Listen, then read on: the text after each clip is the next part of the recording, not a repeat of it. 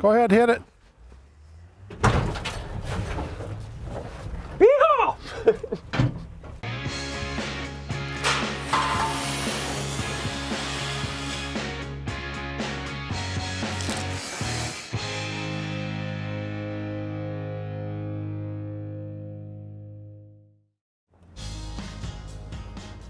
I wanted to find something that is actually attainable for a normal person. Joe told me he was looking for a C10 and I told him, you know, man, I don't know of any C10 pickups. And I was about ready to hang up the phone when I remembered, heck, we had this one way out here in the middle of no man's land. If you get something like this, it needs a lot of work. Yeah, there's a lot of work to do, but you can pick all the parts. We'll encounter the same thing that everybody else is going to encounter trying to bring it back to life. It's cool because anything's possible.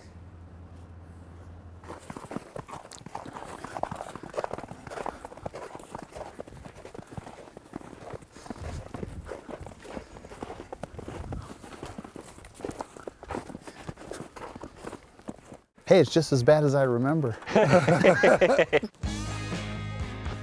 you might want that other cab after all. Man, that's some high-end fabrication.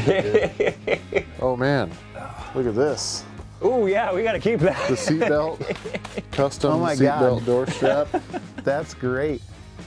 You know, it's not something that we can start up and drive away with, but I think that might actually be really perfect. Try not to scratch the paint. You know, if you buy something that's pretty nice, you know, chances are you're going to spend a pretty good amount of your budget on buying the initial car or truck or whatever it might be. Something happened to your engine. Army green there. There's plenty of room for a big block in here. And that nice throttle cable. Piece of wire. Are you going to throw that in as a part of the deal? Yeah. This fender and this hood are from a different truck. I bought it from my friend, I don't know, 18 years ago. He had two of them, and I gave the other one to my boy, and I was going to fix this one up and just never got around to it.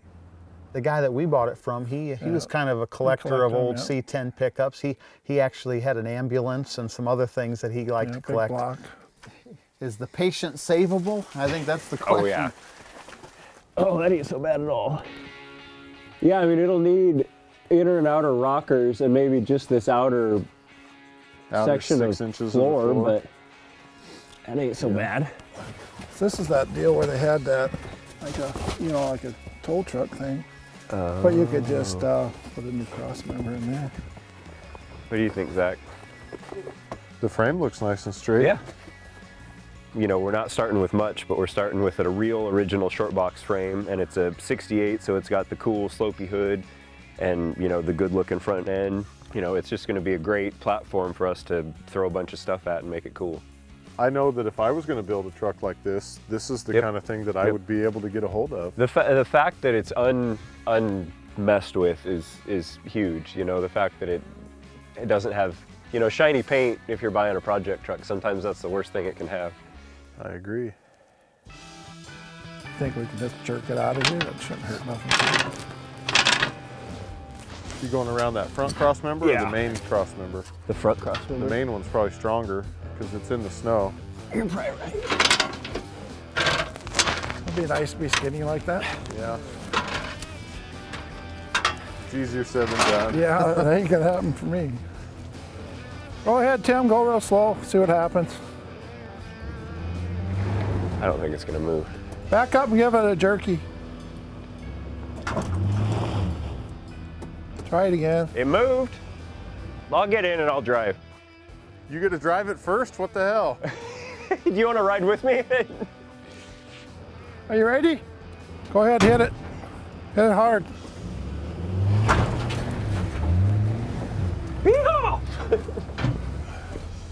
Hey, we got it out. That right rear tire wasn't spinning probably because of all that snow packed in Yeah. there. Jeez. That's awesome. Solid. I love it. They had a tow truck or something on the back here. It just beat the crap out of the back of this I think cab. it was standard operating procedure for the Army to slam their cargo into the back of the cab. I'm glad you all get to watch me do this. The third time's a charm. We can push the pickup ahead a little more too, can't we? Yeah, why don't you just pull forward and we'll push that truck further forward. Okay. So that the trailer's on flat ground.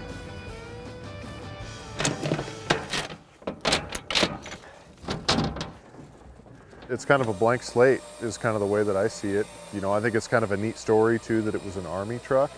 So yeah, kind of a blank canvas. We can build it and it'll turn out to be a really cool truck and we'll have a lot of fun with it.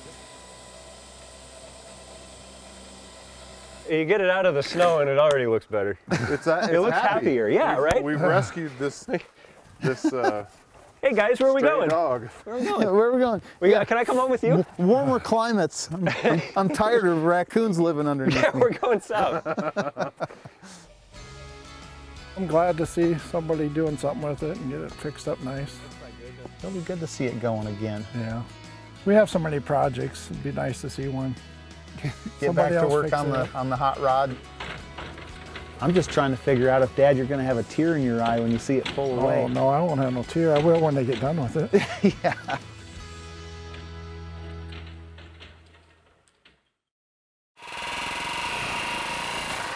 Ta-da! I feel like the ceremonial removal of this giant turd, we need like some music.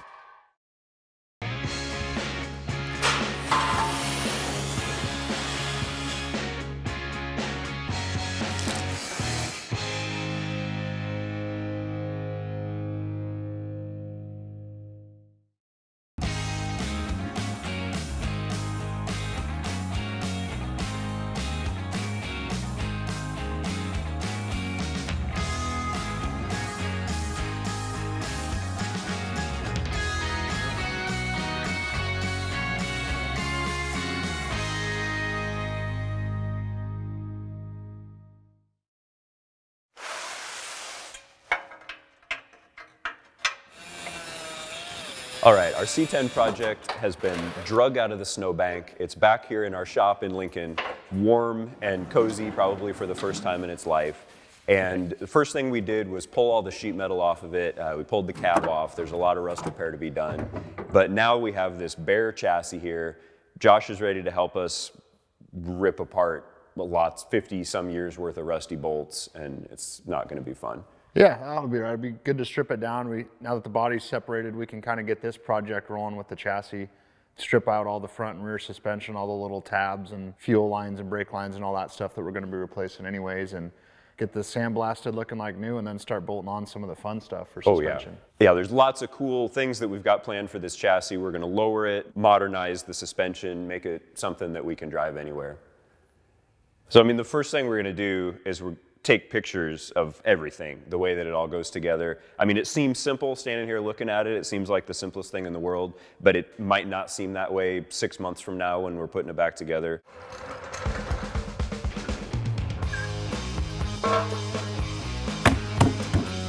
Wheels rusted to this. This might be a longer day than we thought.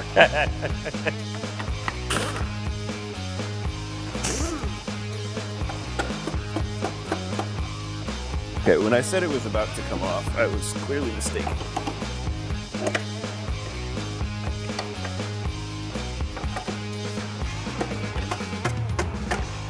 There we go. I mean, in spite of this whole truck being kind of gnarly, this chassis is really in pretty good shape. You know, there's no rust in any bad places, and it's straight and not cracked, and you know, it doesn't look like it's ever been hit anywhere. Yeah, it's a pretty straight frame. I mean, just when I walked around it earlier, obviously, you know, just looking to see if there's been a bunch of torch or, you know, weird stick welded anything, and other than that crossmember, which we can replace. The story goes that this truck was like an Air Force truck that they used at the air base somewhere, and it was a tow truck. So I'm guessing that that had something to do with like the boom apparatus for the tow truck or something. Whenever you're working around springs, you just have to be thinking more than just, oh, I'm trying to get this nut loose, or I'm trying to get this bolt loose. You have to think, is this spring loaded? Is it unloaded? Does it want to move? Does it have all that energy stored in it right now? We've got the jack underneath the rear axle holding it. The spring isn't under much tension at all. It's an interesting pitch. Ooh, these bolts. Let's see, this is a 68. Yeah. Yep, those haven't been turned So in 30, 53 years. 30. I was doing up to 2000. That's how I always do my math. I go, okay, so 32 years gets you to 2000. 54 years. Yeah. Of bolts and then haven't another turned. 22. Yep.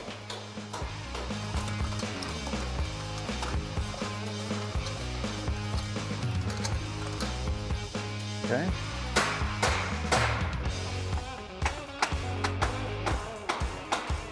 You just cut off the wheel. Yeah. It's just tough to get all the way in there. I mean, you can try it if you want. Yeah, I'll try to bang it on a little. Is it coming? You got it loose for me. Bing. It was way less dramatic than it usually is. Try to keep pressure up against to separate the spindle from the ball joint, which is seized together.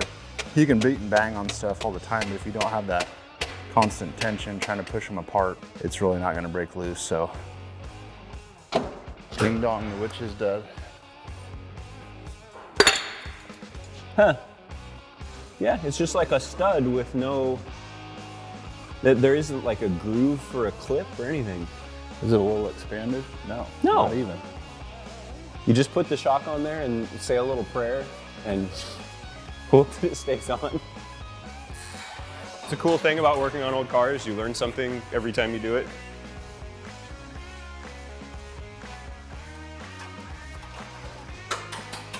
Turn this brake line into a broke line. Wah, wah. I mean, any progress is exciting. Even if you're just making a mess, it's still progress. Kevin? Hey, Joe. Josh couldn't get that panhard bar off last week. I got you a tool. We need your muscles. Let's see if we can handle it.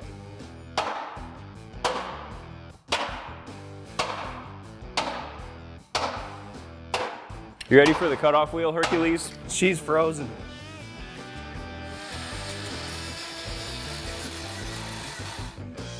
Are you done? It has been removed. But it's through the bottom, and then these through the frame rail. These three here and And those, yeah, there's 4 of them up here.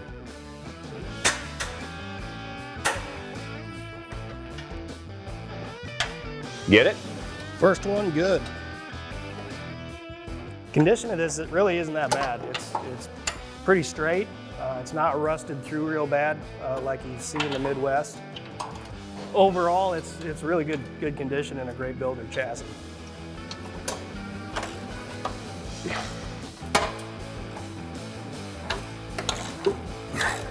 My side's out, Joe. What's taking so long over there? Yeah.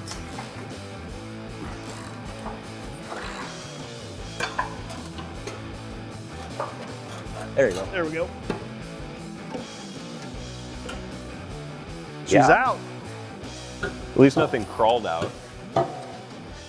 Gotta cut this exhaust hanger off, and then this, we need to drill out these rivets, get this piece out. I think this is like a mid-mount crossmember. I think this thing must have a 6-cylinder in it. So we'll grind the upper rivets off of those and pop them, then we can flip the frame and Yep. hit it from the bottom.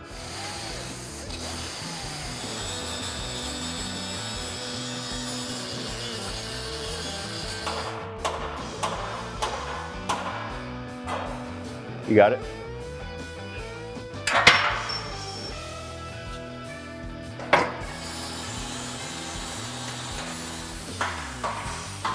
You get to do the next one. Why should I have all the fun?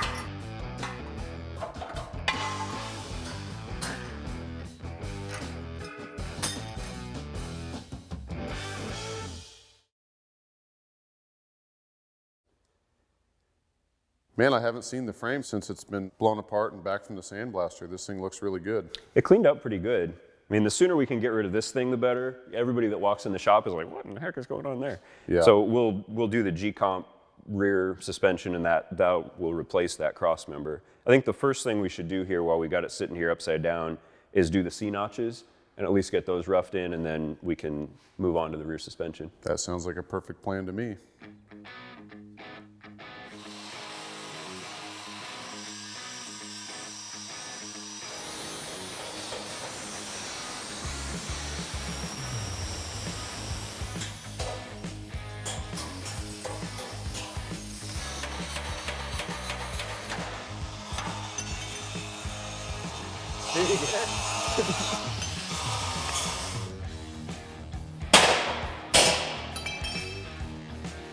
Cool. It's off. Is that the money shot you were looking for, Andy? Yeah. I'm like, that's enough. I'm gonna hit it now. So I think even though the instructions say that we should cut, you know, this out of here now for the notches, since we're gonna grind these rivets and hammer them out with a punch, maybe let's do that first before we take the strength out of the frame. I think that's really smart. We'll do it a little bit out of order according to the instructions, but yeah, I think before we cut that chunk out, if we're gonna be hammering on it at all, we should do that first.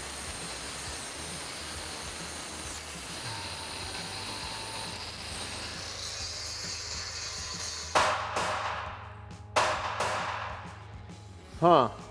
We might need to get an air hammer, Joe. Beautiful. So this rivet goes through 3 layers of steel, so there's plenty of room for rust to basically just seize the thing in. So we punched out all of these rivets except for these front 2.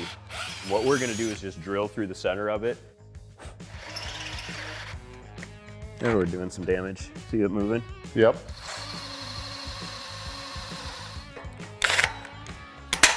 Oh. Man. See, it happens to everybody. This rivet's getting the best of us, but, you know, so don't feel bad when this happens to you, because this kind of thing happens to all of us.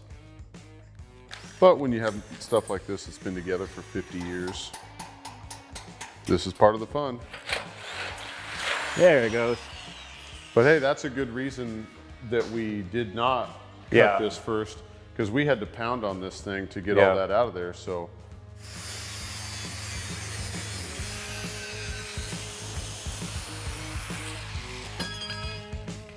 One thing that I really think is worth spending some time doing is to deburr all of these edges, because when you're in here working on this stuff, especially if you're laying on the back and the truck's all put together, you can cut your hands. Just make sure all this stuff is deburred. It's worth a minute or 2 to do that. Not looking too bad. I'm just gonna take the holes out and see if we can get it to hold up. You wanna do it? I don't care.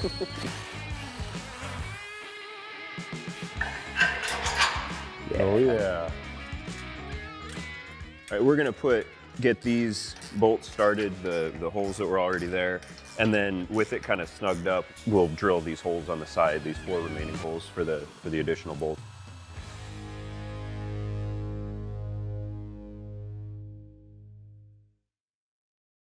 All right, Jeff is here. We are going to get to work on our G-Comp rear suspension. It's going to allow us to put coilovers on the rear. It's going to be a great deal. Most importantly to me at this point, it's going to allow us to get rid of the wonky crossmember. It comes with a new fabricated crossmember. It's going to be a thing of beauty. So that's the first thing we got to do. We got to grind out some more rivets, these truck arm pivots and the crossmember itself, get those out of the way, get fresh metal in there, and we can move on with the rear suspension.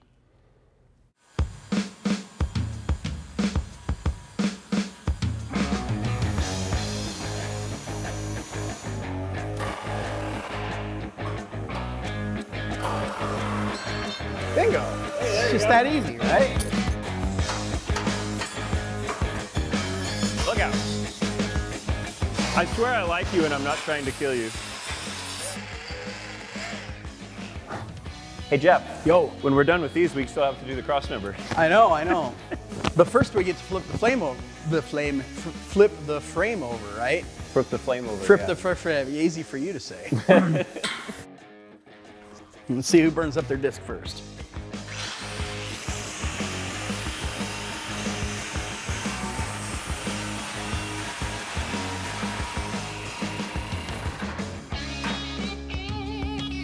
Ta-da! I feel like the ceremonial removal of this giant turd. We need like some music or something.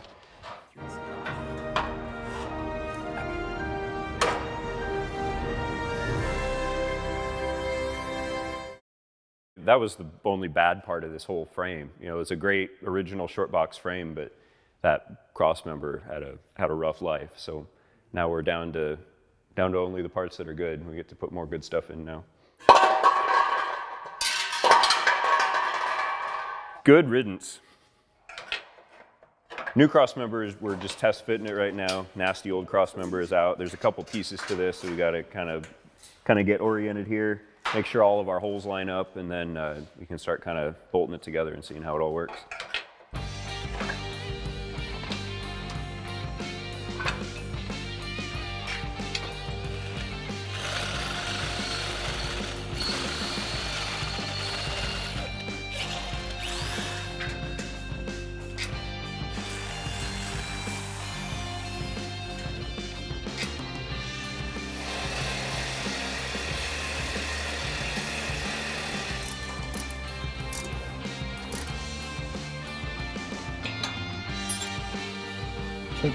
Tight.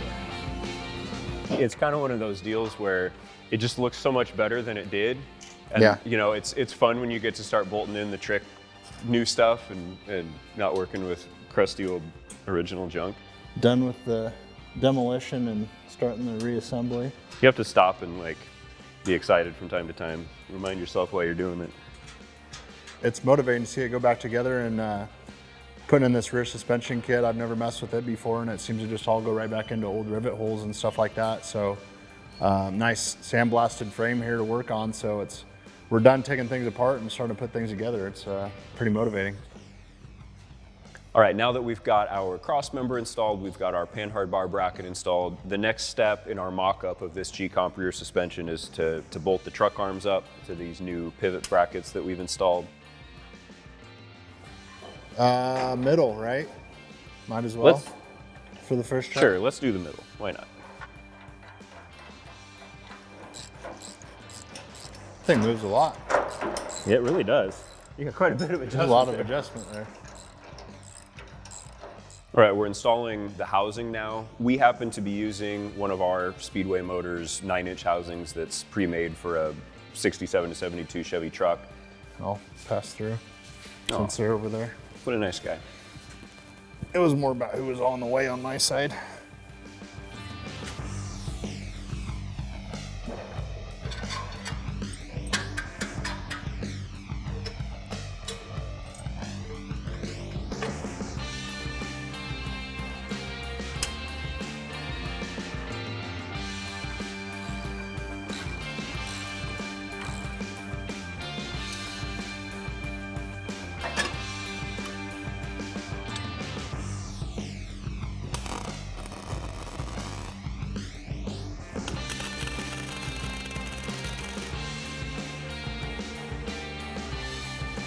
So the next step for us, we're gonna take this all apart, take it over to the fab table, we're gonna fully weld this bracket on, and we're gonna cut this old panhard bar bracket off because we're not gonna use that. And then everything gets blown apart for paint. It's really exciting because we get to see this all come together then.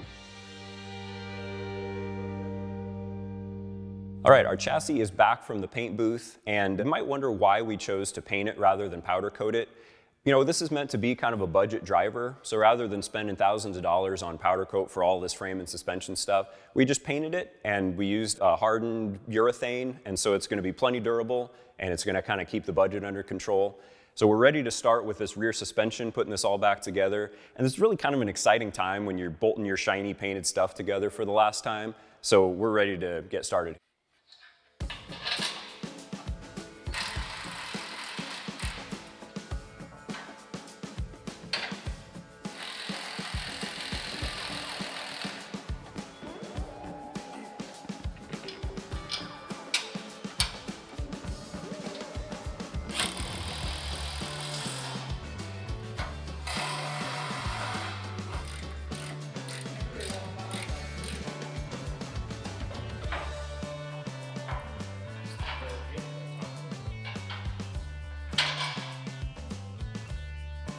So this is our third member. This is our housing and everything.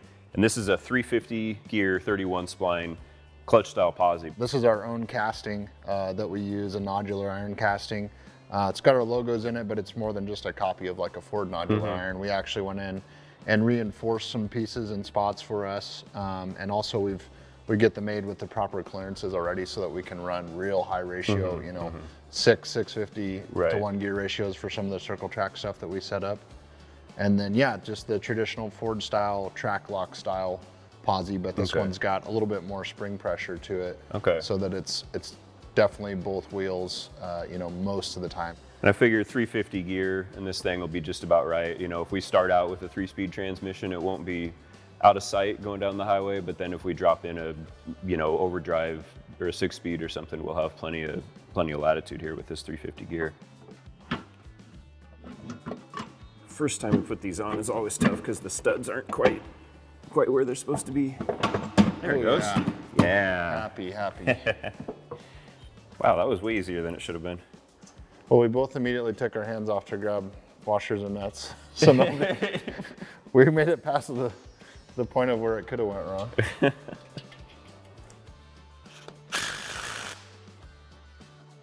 The first thing to figure out is which axle goes in which side, obviously, and short one goes typically on the side. Driver's side, and that's because your ring gear runs on the left side of the third member. So the ring gear's right in this, and you can see from the bulge on the back of the axle and everything.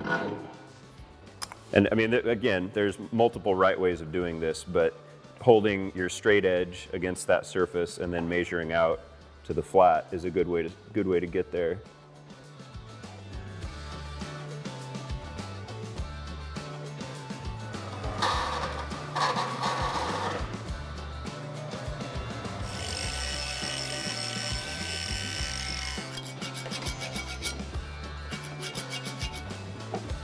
Get in there.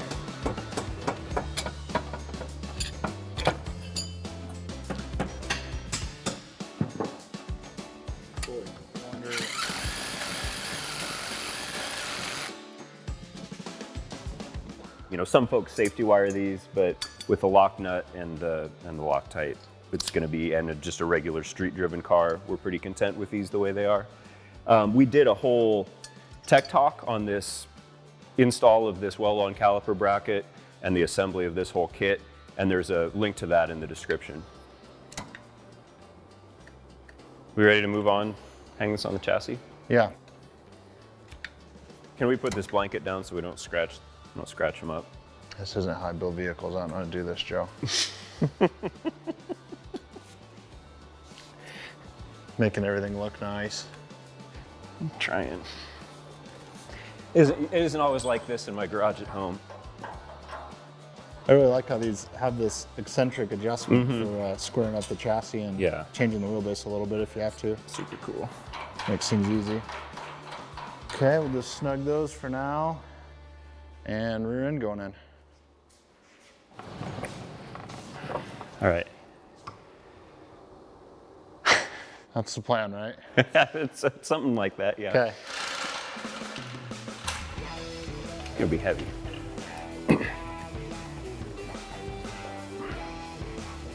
Down.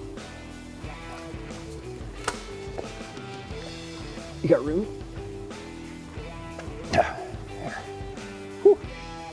He is heavy. Whose idea was it to put that together on the bench? It was a good idea earlier, now it's not. All right, can you hold on to it?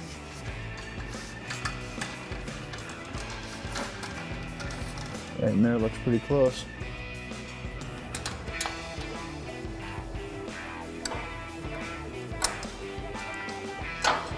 There we go. All right, where's that hammer? The dead blow hammer.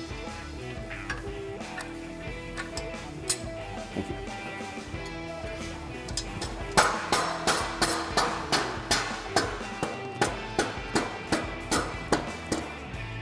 Okay, you want to do your side? Sure. Jack, there you go. Close.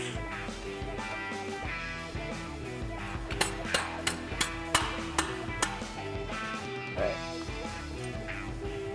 Got one nut on for safety. So do I. Yep. Okay.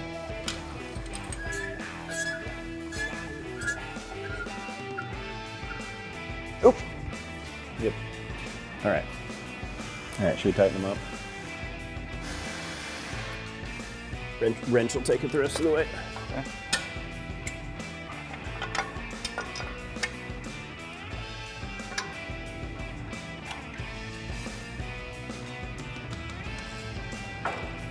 Got that snug with the nylock on there, so it's not gonna be coming off. The nylock's all the way onto the thread. But I'll wait to tighten it all the way down, because whenever you have any suspension link with a bushing in the middle, rubber bushing, you don't want to pinch it down from both sides and then set the truck down or car down, because then it might grab the two sides of the bushing and twist as it comes down.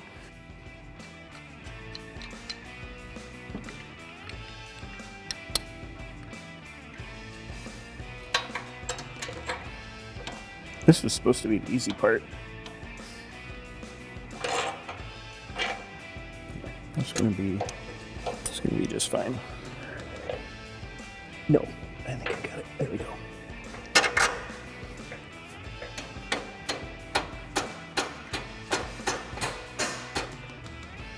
I'll wait to tighten mine down until you get yours in there. Okay. Really getting squared up, but then the bushing bites and turns it as it goes in.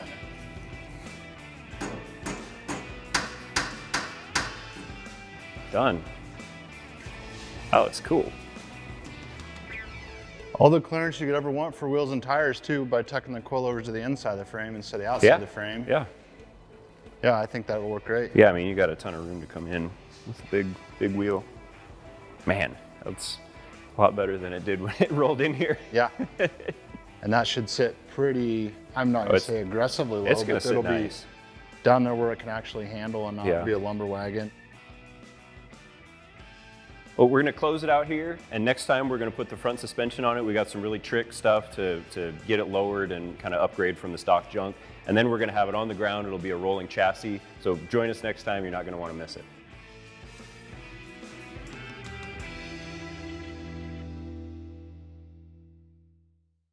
I kind of want to sit in and make vroom vroom noises, but I'm not going to do it with the camera here. Are you gonna get like a turbo whine or a supercharger on there too?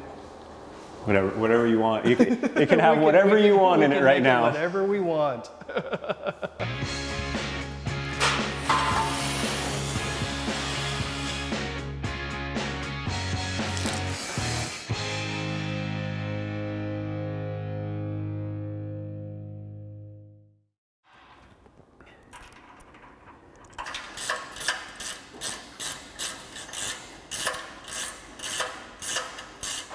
Have you been back here since we got the rear suspension under it? No, that G-comp for the C10 turned out beautiful. I love that. I'm pretty excited to see we get the front end together. You know, we've got some trick stuff for the front, some drop springs, some drop spindles, some tubular arms. So the front end should come down quite a bit, and then we can kind of dial in the perfect stance with the coilovers on the rear. Lay it out flat, give it a California rake. So I'm dying to get this thing, you know, to get this thing to the point where it's a roller and we kind of get to see what we're working with. Jeff and I just loosely threw this cross member in here last time, so we'll get the right hardware in here, get this bolted down, and then we'll put our tubular control arms on, we'll do our drop spindles, we'll put on the brake kit. So we should, by the time we're all done here, have a rolling chassis. I think we got a couple other guys that are gonna come in and help out, you know, throughout the process, and we'll have a roller when we're all done. You were the guy that took this off in the first place, right? And the guy that broke the bolt off? And the guy that broke the bolt off. You gotta take it easy, Hercules. Okay, we're 1 degree low on this side. We need to just throw a shim in there. Or now we're 1/2 degree, so I guess one more of those. Yeah, all right. Down inside the cross member? The cross member. Do you need somebody with skinnier arms to get that? One fell out. You got it? Yep. There it is. Yeah, that hits my knuckle every time. It's a problem when you have big hands.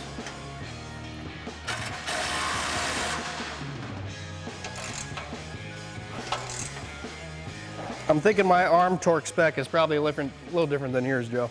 I think it probably is. Yeah, we're gonna have one side of this truck that's just like way tighter than the other side. All right. There. Cross members in. Cross member's tight. Let's hang some control arms. All right.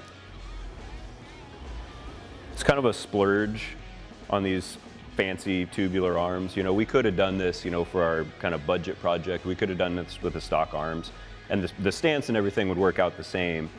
But, you know, by the time you press out the cross shafts, replace the bushings, replace the seals, replace the ball joints, it's kind of a lot of fooling around. These are sitting here on the shelf. They're all painted and cleaned and ready to assemble. I figured we might as well just use them and kind of take advantage of the performance benefits, and it's going to look a lot cooler. See, choking up on the ratchet like that, that's your different torque spec. Mm-hmm. Yeah. This is the official rubber bump stop. Rubber bump torque stop spec. torque spec right there, yep. Yeah, should we do the lowers first? Gonna do lowers and then hang the uppers? Yep, the shock mount goes to the rear. Sway bar tab goes to the front. And then there's a recess machined in the This side. cross shaft, so that kind of indexes it front to back. But if we, there we go. There it is.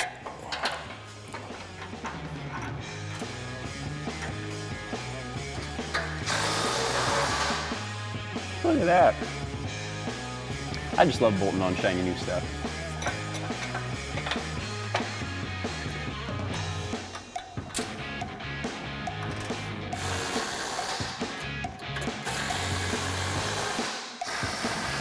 Lower control arms in. So when we tried to put the arm on, the cross shaft hits a piece of the frame. And I remembered when we took this apart that there are these little spacers between the cross shaft and the frame. And eventually there will be like alignment shims in there, but these spacers are going to be necessary to get them even close to the right alignment, putting them away. So this is just a good lesson when you're blowing stuff apart to, one, pay attention, and two, don't throw anything away, because, you know, we'd be kind of up the creek if we didn't have these right now.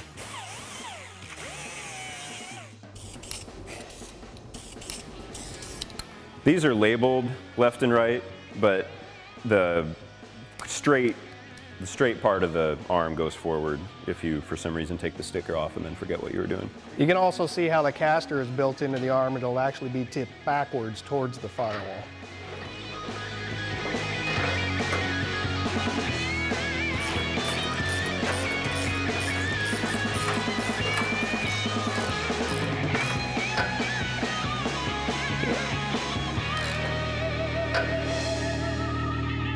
It's like watching a child grow up through the different stages. And it's the same with the vehicle. As you're building it, it kind of gets its own personality as it goes through the process of being built.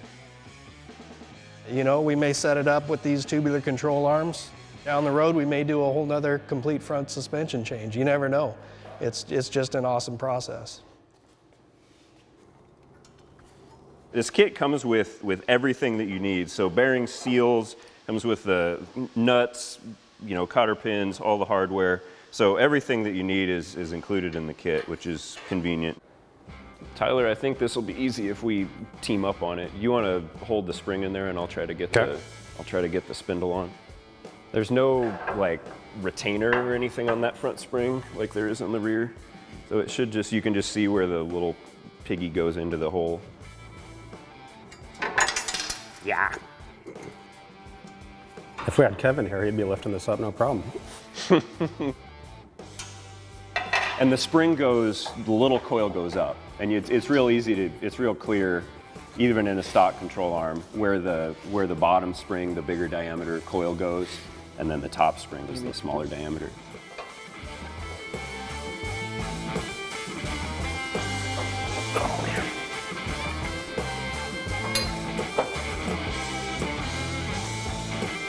You gotta make sure you have the correct side spindle. I mean, that should go without saying. Caliper to the back, steering arm to the front. They're even labeled left and right. It'd just be a bummer if you tighten it all down and press the ball joint on and happen to have them backwards. As you tighten this down, it's gonna bring the arms together. Make sure it doesn't like pinch the spring in here with like the spring cocked against the, Oh, I got you know what I mean? Okay. Screw it right in. Yep, it's right on the bottom. Can I have the ratchet? Yep. Thank you.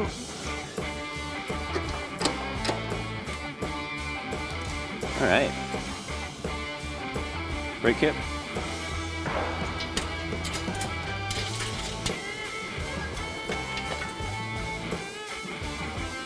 they've done a lot of car stuff, my daughters have, in their 9 years that at least the oldest one has been around, but they have yet to pack bearings.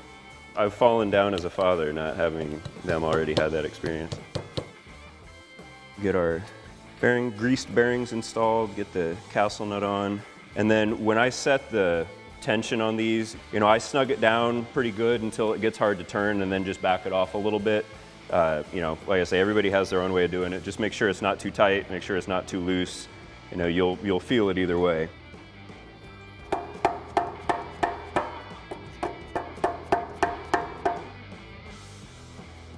Do you need lube for these? Or just I put a little bit on there. Oh, you did? There's a little bit, yeah. Okay.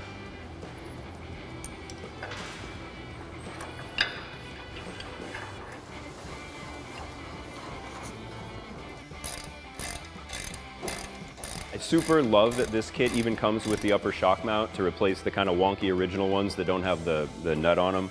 So we're gonna put this upper shock mount in, put the shocks on, and then we'll be pretty much wrapped up here with this step of the process. And it even comes with the bolt for the lower shock mount.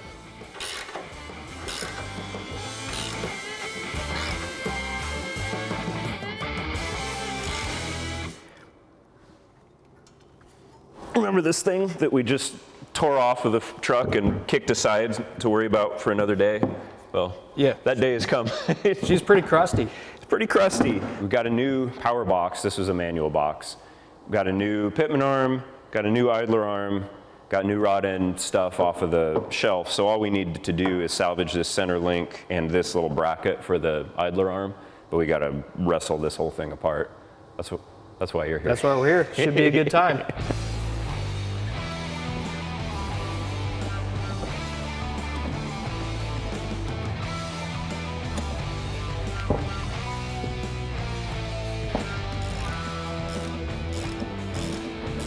I can't believe that came off that easy.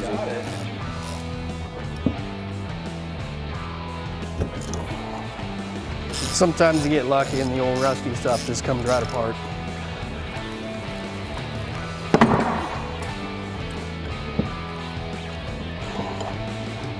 I got all but this one off. Oh, nice work. By hand. Do you want to hit that one? Here, you do it. I mean, you did it this far. You might as well finish it.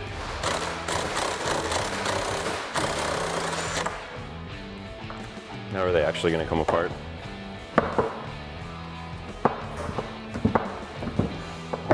Yeah, I need the vise for this one.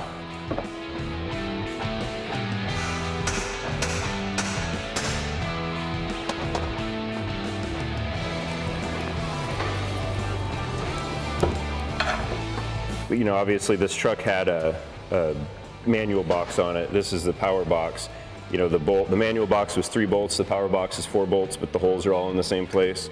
So there's no worries there if you're gonna upgrade. But the pitman arm is different. That's why we got a new pitman arm rather than pressing off the old one. The manual C10 boxes and power C10 boxes look mighty similar, but they're different.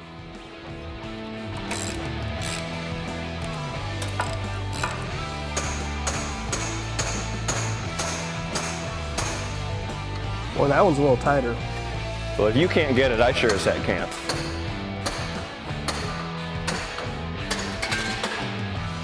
Now she's off.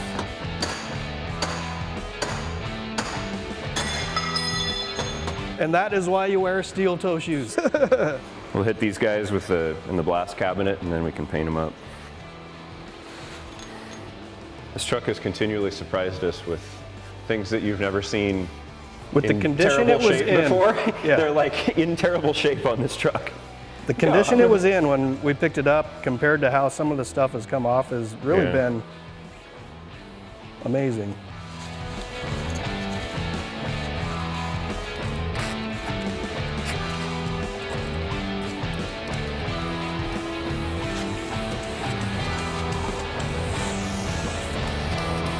Well, the angle of it, it'll only go on one way, and it'll probably make sense when we get it on there. Okay, here, Kevin. It goes on like this. This is the pitman The arm front side. of the truck is. So I'm gonna write that on here. That's one of those deals where having reference pictures, you know, saves some kind of fiddling with it and guessing and checking. You know, just being able to go back to those reference photos that we took before we took it all apart, you know, really kind of pays off when it comes time to put it together and you maybe weren't paying attention when you, to which end you blasted the pitman arm off of. Well, going back and looking at the pictures kind of helped. And then we're back towards the back of the vehicle and down. Yeah. Okay. And then it should kind of tip back, right? Yeah. I believe that should be how that goes.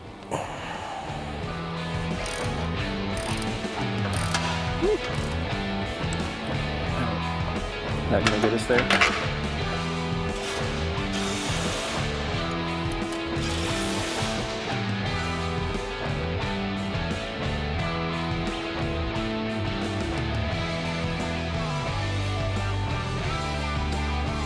I hate left-hand threads because they always make you look like a dummy. Do you want me to start putting this one together? Or? Yeah, why don't you? Just make sure that we start with about the same number of threads showing on both sides. I'm getting particular now about not editing. Well, yeah, it should placement. be. So do you want so I do see you what- want it I to see what you're adjust the saying. same Oh, because yeah, we got yeah, left hand, yeah. right hand thread? Yeah. Well, So- it'll adjust the same either way, but we want it to look the same. Yeah. So we should flip. So yeah, really all you let's- got to do is flip a bolt.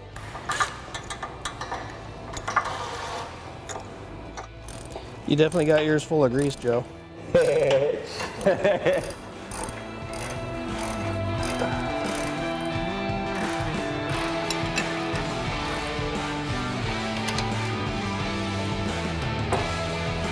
Up against the stop.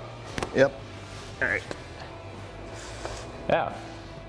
We're on. Is everything clear? Nothing's hitting the cross member or anything? Nothing hitting over here. Tighten up the pitman arm and we should I be think good. so, yeah. I'll do the cotter pins if you want to do that. This is nice. Basically just a stock replacement on inner outer tie rods. Reused the center link, steering box, the new power box bolted right up in place in the manual. Got a nice new pitman arm. It all went together nice. Looks good. Everything's straight and should line up nice.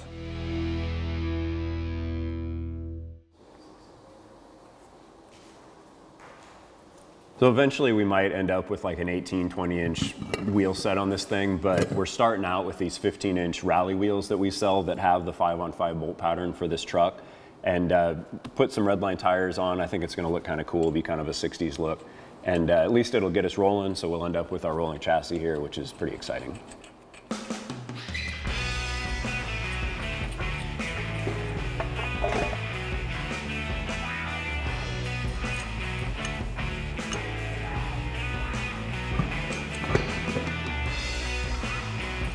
Nice 255 70 15 on the back, 10-inch wide rim. 10-inch wide wheel. It's a bit of a stretch over the 10, but I think it's okay.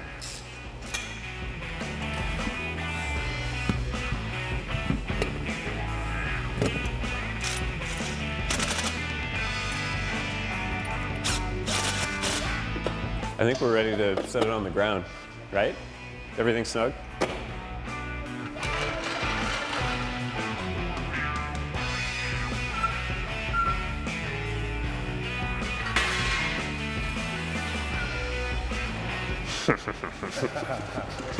Yeah. I guess I didn't have That's gonna be so wicked.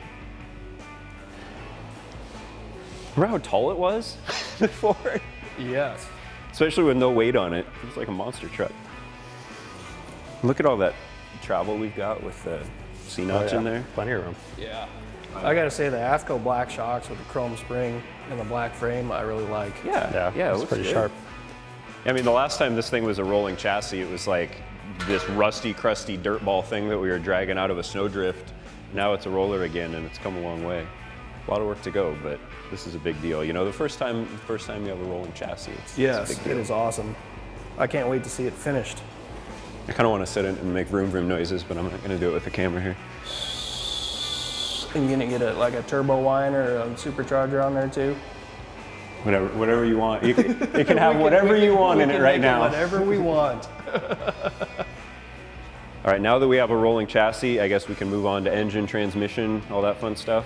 Get the cab mocked up back on it and kind of start putting it back together.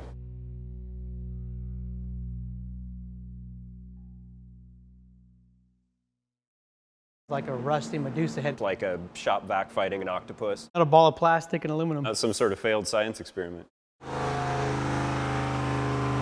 No. Wow. Your dyno's broken.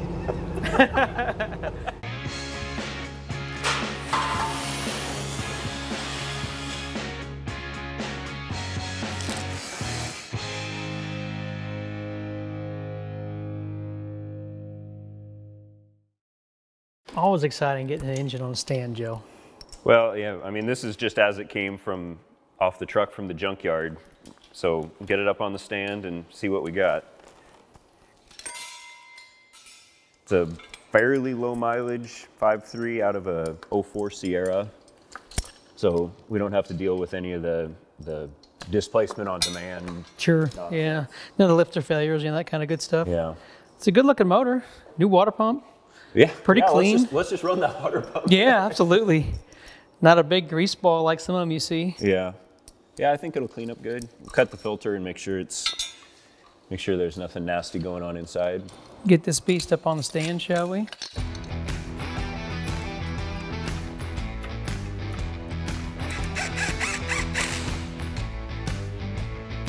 All right, there we go. Right. She's hanging.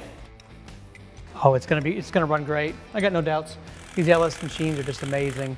You see them with 300, 400,000 miles, still run strong. They're pretty amazing. Before we just start ripping stuff off of here, what should we be paying attention to so that we can replicate it when because we'll do like a Holley Terminator on this when we put it back together. So what should we make sure that we pay attention to, make sure we save? We'll keep the temp sensor on that side, crank sensors down here. Injector plugs, you will end up, those are a little bit touchy to get undone, but be careful you don't crack an injector or anything doing that. But other than that, it's pretty straightforward. Let's get her tore apart, shall we? All right. You got a 10 millimeter out yet? Yep. You I got a found 1/4 it? inch drive. So you found the 10 millimeter? Oh my gosh. Yes.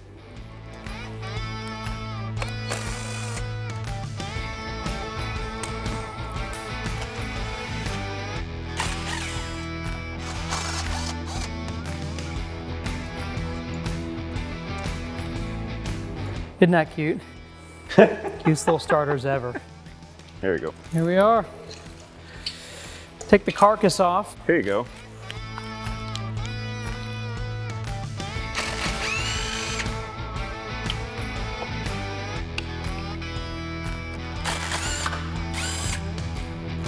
Been a while since they changed plugs on this thing.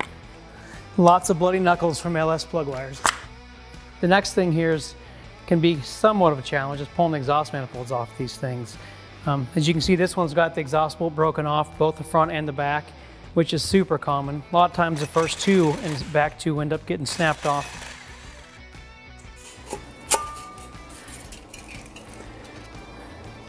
And there you can kind of see the bolts I was talking about there. That one's sticking out of the head, which makes it a little bit easier to get out. Another fun note on these motors is the dipstick going down through the exhaust manifold. If you look at this, you can't get the manifold off because you've got this tab here that holds the dipstick in place. And many of men have tried to take these dipsticks out successfully without snapping them off in the block. So we're gonna see if we're one of those men.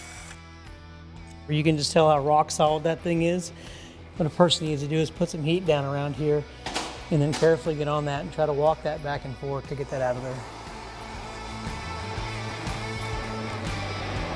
There it goes. Yep. Heat is the only way to do that without snapping those off, typically. So, nice. What's this one have? One snapped off one, or they actually get just one snapped off one? Oh man, so only 3? I mean, that's pretty decent. We could put some flash clips on one of those and give it a shot and see if it'll come out with some heat. And try one with some heat. We got 2 of them we can try. Then the other one will have to be welded on.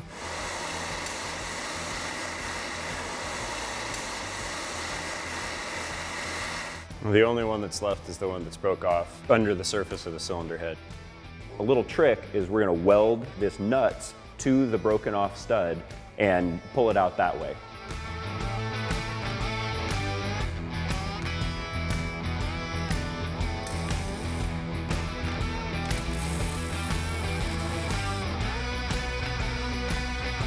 Look at that. First try. Those stuck exhaust bolts is a huge, huge problem with these things. The manifolds contract and expand and they snap the bolts off, and any little pro tip you can get like that, like welding the nut onto it and getting them making your life easier, is definitely a plus. We get the rest of this AC bracket off quick. And there's the accessories. Alternator power bracket. We can see ahead. We can see an engine. Wow. Do you want to pull the water pump, make a mess now, and then we're done with the front of the motor?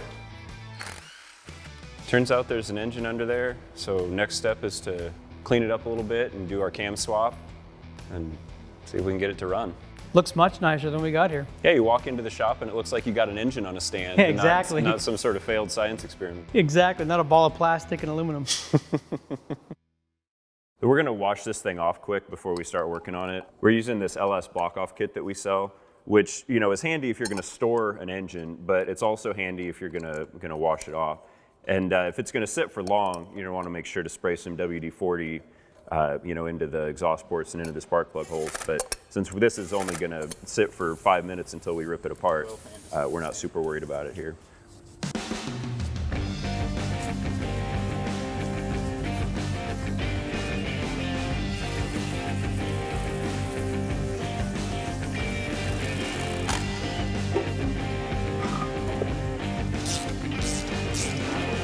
Yeah. I mean, I don't see anything.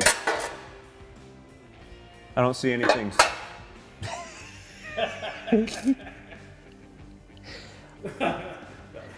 I don't see anything that looks too dicey in here, but we need to get Zach over here to look at this and tell us if it's any good or not. All right, we got the pan off. Zach, you want to take a look and see if there's anything that scares you? Yeah, the crosshatch looks good in the cylinders. Normal amount of carbon buildup, but I mean, and in this version of it, we're not like throwing a bunch of boost at it or anything. Right. If we do, we'll upgrade all the hardware and change out the bearings. And that turns over nice and free. We played the LS lottery and maybe won this round. It didn't feel like you went past a bunch of rust anywhere in those revolutions at least, so that was good. Well, let's get a cam in this thing. Oh, you can't beat an LS engine for power and reliability and even fuel mileage.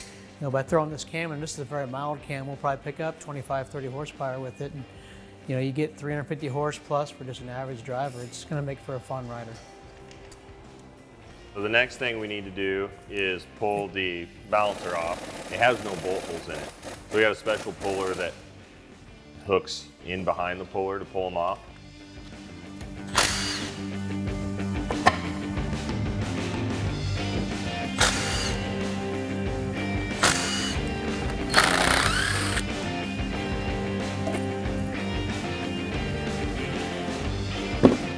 That's really clean. That looks beautiful, actually.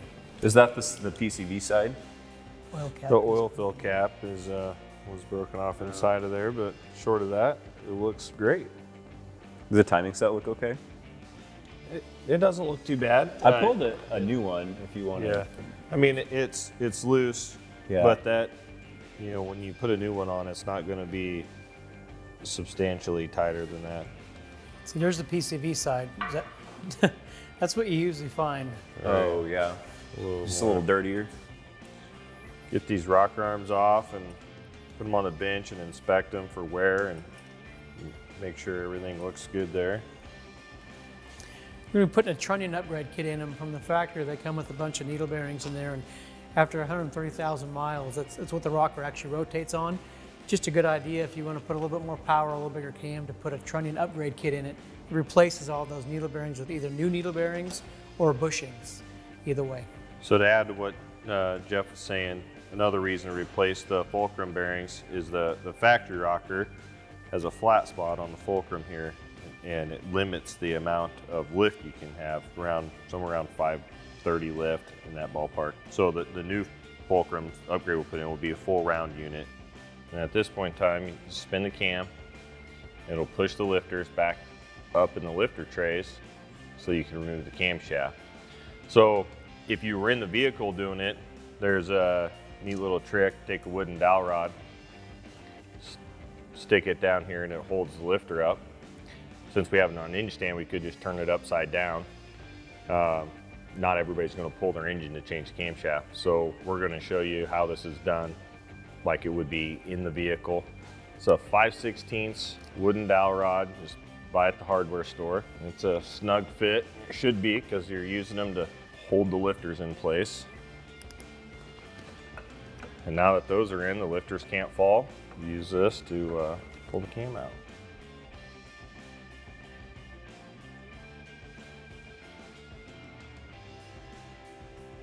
So we're going to install this Ryan Tooley Truck Norris cam, and it's a great camshaft for pickups and street cars that you don't have to change the converter in. It'll sound great. Has about around 550 lift. Should make great mid-range power, low-end power. Should be a lot of fun to drive.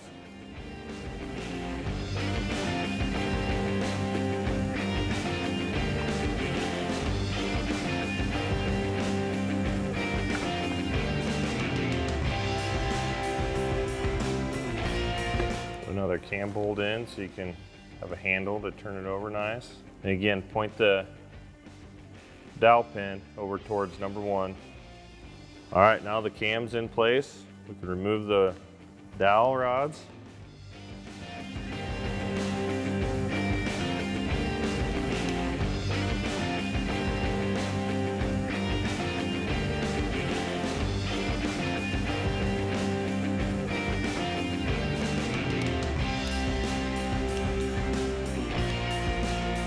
Okay, so now we're going to change these valve springs out, the stock valve springs. This is the valve spring compressor tool that comes with the kit that we purchased for this job. Hold it down to the head just like so. All right, now what we're going to do is tighten that nut down. It's going to compress the springs. He's got air inside the cylinder holding the valve, so they can't let the valves drop down the cylinder when we have the springs off the engine.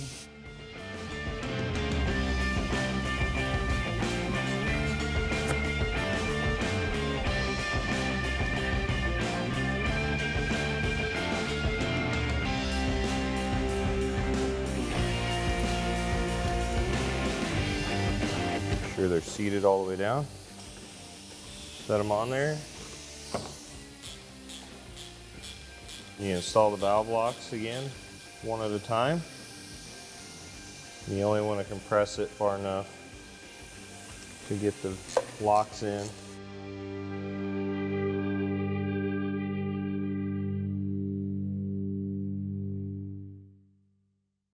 All right, so we're planning on just putting the cam back in this thing and putting it all back together. We were inspecting all the parts on this motor after we had it apart, and we noticed some strange wear on the push rods of this engine here. So we're going to go ahead and err on the cautious side here, and we're going to pull the heads off. We're going to have the lifters all replaced, new lifter valley trays, and as well as the rocker arms. Half of these have got some funny wear on this side of the motor as well. You notice it's kind of an egg shape to the rocker where they meet the push rods. So something else to look for when you're doing a cam swap.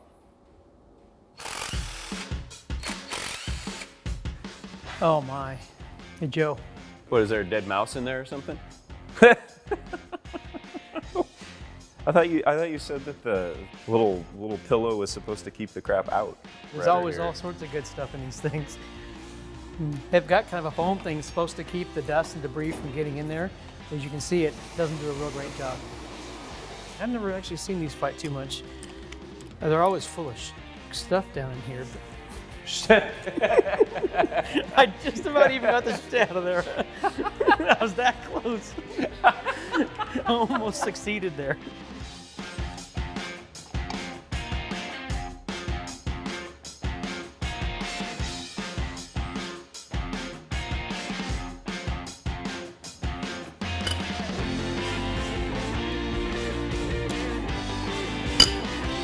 These are probably the easiest head bolts, Zach. I've cracked loose one of these things for a while. Yeah, so the impact will pull these right out. Oh, yeah. Looks really good. Yeah, the cylinder home looks amazing on it, don't it? The cross Isn't hatch. that crazy? 130,000 miles. That is insane. All right, you're gonna take the heads. And the springs, and we'll come back all cleaned up. We're gonna do rockers and paint. Yeah.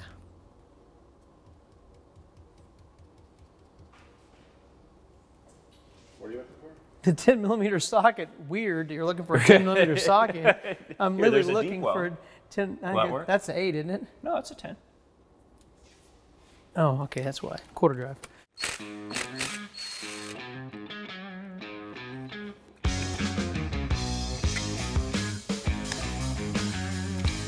Wow. You gotta be one of these motors, huh?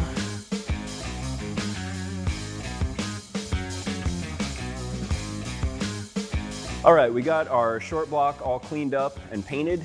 Zach took our heads to the machine shop and surfaced them, so we're ready to go back together with everything. We're replacing the stock lifters with the LS7 lifter that Speedway sells as a DOD replacement lifter. While we're at it, we're gonna go ahead and put new buckets in here.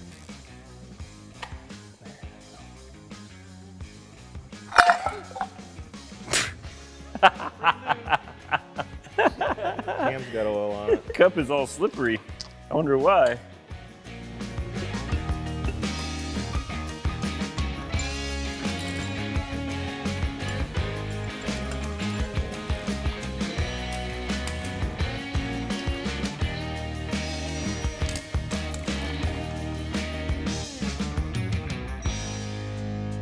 We're in the process of changing the fulcrum bearings in these stock rocker arms.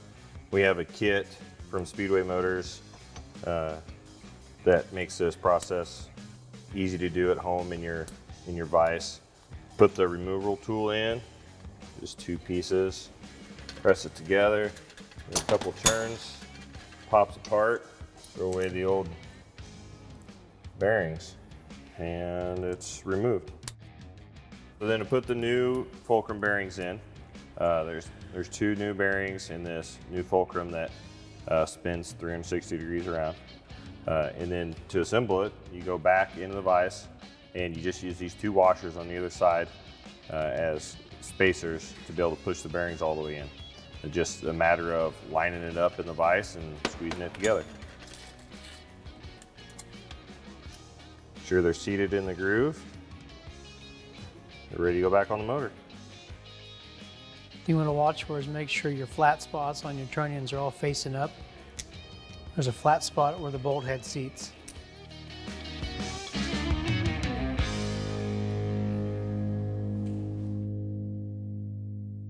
Do the valley pan, valve covers, then we'll flip it over. Oil pump. Oil pump. Yep, that Okay. way you're ready to put the pickup on and the windage tray and all that.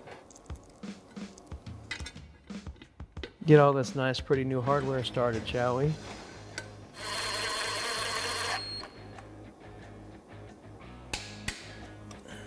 You want to put the oil pump on? I'll put the valve covers on. Sure. Oil pump's in place.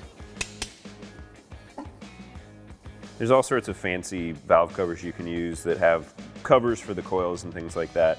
These are just a really straightforward black valve cover that leaves the coil packs exposed. And I don't really have a problem with seeing coil packs in a car like this. You know, you have the benefit of having a nice short plug wire, you know, rather than having them relocated and having 4-foot long plug wires all over the place. So I think this is gonna look nice.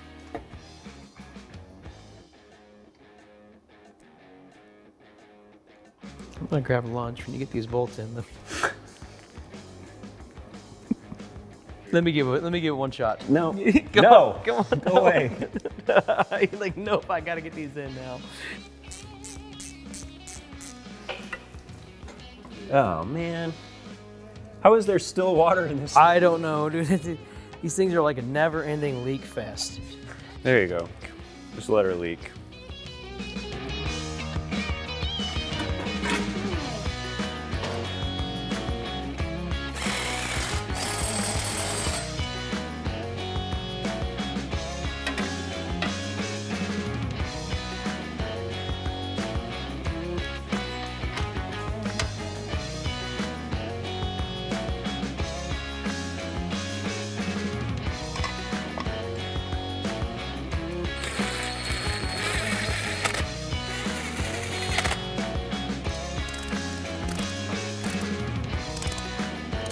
Yeah, that looks nice with that black stuff on it. It really is. I love the silver hardware on the black. We already doped them up with anti-seize and gapped them to 42 thousandths. So now we're ready to install. We're going to put a 3 to 4 bolt throttle body adapter on.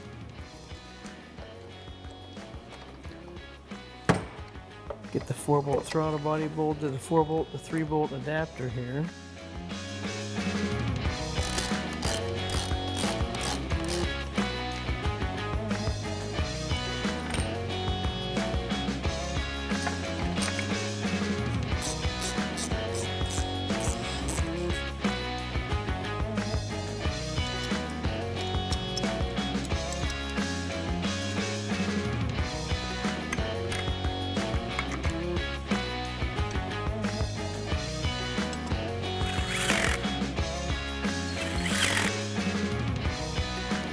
Looks a lot better than it did, right? Absolutely. Look a lot more complete. All right, next step, dyno. Get a balancer for it. Get the terminator on it, which we'll do. We'll just plug it all in over there at the dyno. I'm excited to hear another open header LS fire up. Hear that truck Norris cam chopping away.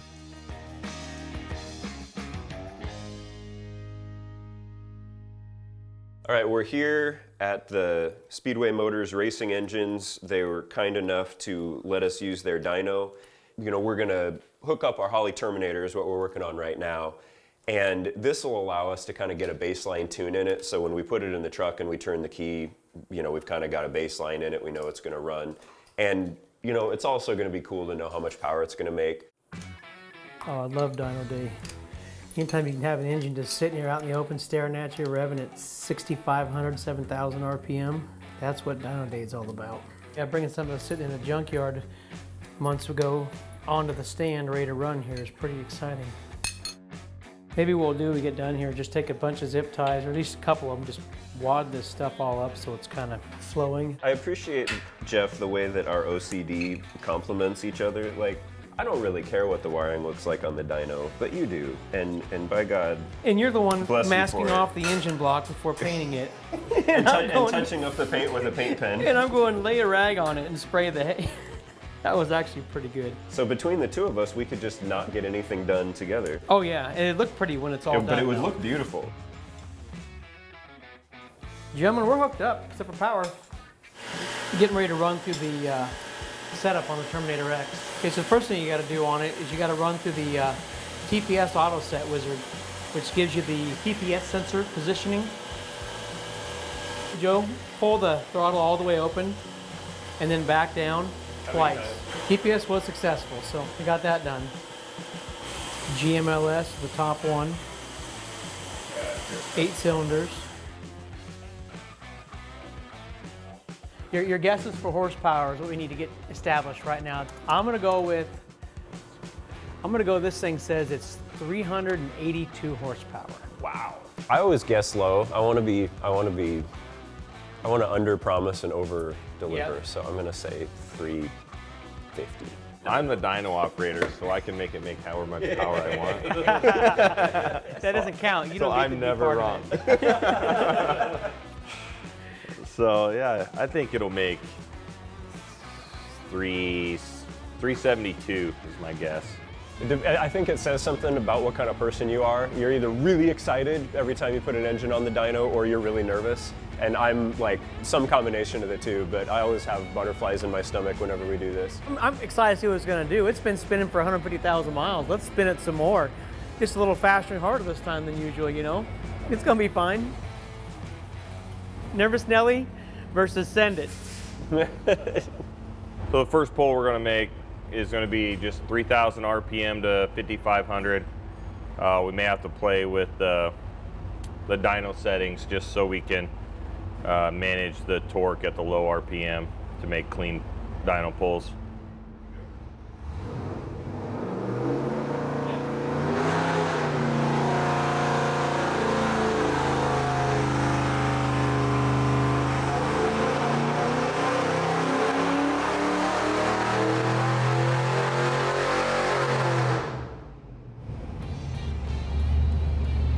We were way off.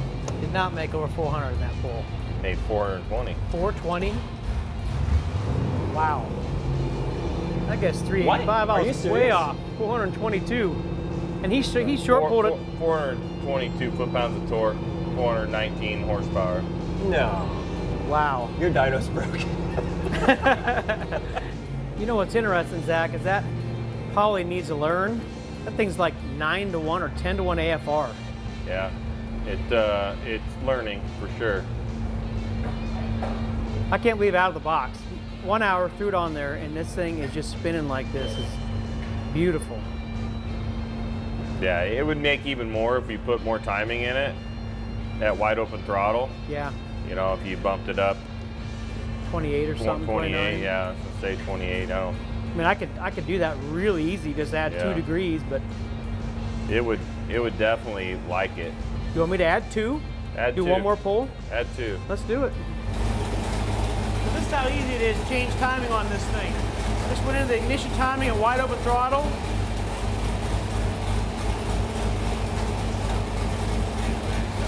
It had 28 degrees. That is done. Last but not least, let's see what adding 2 degrees of timing does to this thing.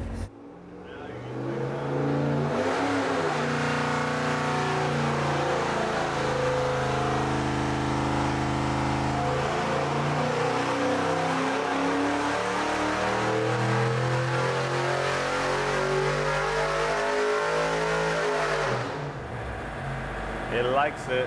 429. It broadened it out a little bit. Yeah. Basically flattened it out. Basically 429, 429, you know, it's... Wow.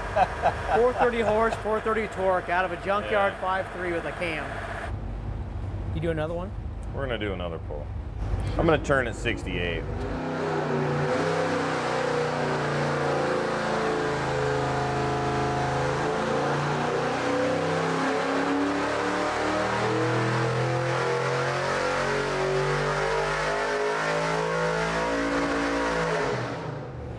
That must be what our rev chip set at. Our rev chip must be at 67. It's making over 400 horsepower from 4,900 to 67. So it makes 2,000 RPM. Yeah, it makes 400 foot-pounds of torque at 3,200, 3,300, and it's still making 400 foot-pounds of torque at 5,700. The camshaft runs really well. I was impressed by the narrow lobe separation, how well mannered it is. And yeah, Brian Tooley did his homework on the thing, and it makes really good, really broad power. It'll be perfect in a heavy truck like it's going in. Every time we do one of these, I'm astonished at the amount of power that it makes. For something with 130,000 miles on it, they came into the shop out of the junkyard and looked like a shop vac fighting an octopus, to this 430 horsepower with nothing but a cam swap. I mean, that's amazing. I didn't think it was going to make north of 400 horsepower. And a little Junkyard 5.3, you know, like Joe's description was pretty good. I thought it was like a rusty Medusa head came off the Titanic or something. It looked terrible when you get them in there. You wonder if we're even going to stick in one piece when you start it, you know. For it to make 430 horse and 430 torque, that's pretty amazing.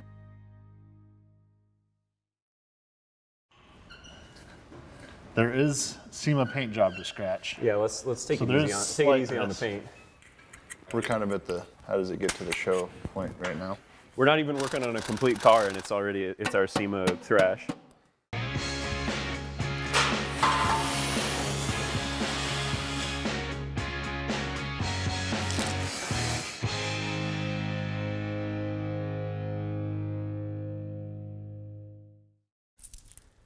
Now that we have a running engine, I suppose it's time to put it in the truck. I mean, it's a really good running engine too. I did hear some whispers come off the dyno with some pretty good numbers, it sounds like. It's not like 430 horsepower, 430 foot-pounds. It's not like that's going to light the world on fire. But for really nothing but a cam swap on a 130,000 mile engine, I still can't believe it. These are our new motor mounts. It's going to be cool to try these out too. Rather than doing the swap over to the small block Chevy adapter plate, right. This one uses just the normal like 98 to 02 F-body factory mount, which is, I think it looks just a little more clean, a little less hokey, and it might even be a mount that you have the engine that you buy might even be on it already. So It eliminates an adapter, which, you know, is always a good thing. We're using our new transmission crossmember 2, which is really cool because it's got just a ton of adjustment in it. So I'm guessing with the Turbo 350, it's pretty short. We'll go to these front holes, but there's all these holes in the frame, and then these holes on the mount are slotted. So, I mean, it's almost infinite transmissions we could use with this thing. It slides like 4.5 inches forward and backwards. Plus there's a few sets of holes that are all in a line here that you can move forward and backwards on the chassis. 3 inches front to back there. Right? There's 2 inches front, there's an inch front to back here. There's, so, yeah, then those are slotted. That's awesome. I got 3 out of 4. Probably best to do 3 out of 4 ain't bad. Now it's my fault. Hold on. There we go. There we go. There we go. Just snug as a bug. In most cases, an LS crankshaft from the back of the block to where the crankshaft flanges, where your flex plate or flywheel bolts on, it's about 400 thousandths shorter. And so in order to accommodate that with an older Turbo 350, 400, 700 R4 transmission, we offer this dished flex plate. And what this will do is this will bolt on to the back of the crankshaft like so, and then it will allow you to bolt on your torque converter, and your torque converter will still be in the place that it's supposed to be relative to your transmission. And then the only other thing that happens is, since that torque converter is moved back slightly, you'll use this little adapter sleeve that will adapt the nose of the torque converter into the pilot in the back of the crankshaft. I've got my dowel lined up here. You're a little bit low on the dowel. Yeah, a little low on the side, all right. Yep. And mine's like, dowel is on. Like I can put one bolt in loose to keep it from backing off. Yeah, we're just about there. So eventually I think it'd be really cool to have a manual transmission in this thing. This was an old Turbo 350 that we had laying around from another project. We'll run it this way for a while, and we'll either build so much power that we blow it up, or we'll just get tired of spending $3 grand at going 60 down the highway, and we'll put in something else. But for now, it's gonna get us on the road. A lot of people can't screw in left and right hands at the same time. Evolution of a species right here.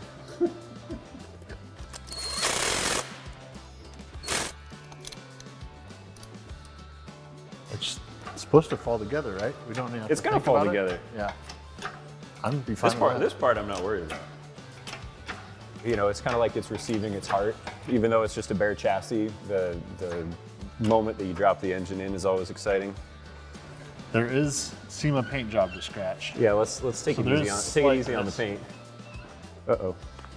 We were saying we're hitting the control arm. Okay. That's as far as you go. It's in. Hey! Let's back out a little. Okay. I should have seen that. It's not going to fix that, but it's going to get the oil filter off the frame rail where it was sitting. I wonder if we put the front tires on some of those wheel dollies, that would be enough. I believe it would. Why don't we try that? Yeah. All right, let's try this again. You ready? Yeah, you can go. All right, come forward. I'm going to get on this side. Okay. What's your other side look like? You might be able to get a bolt in here.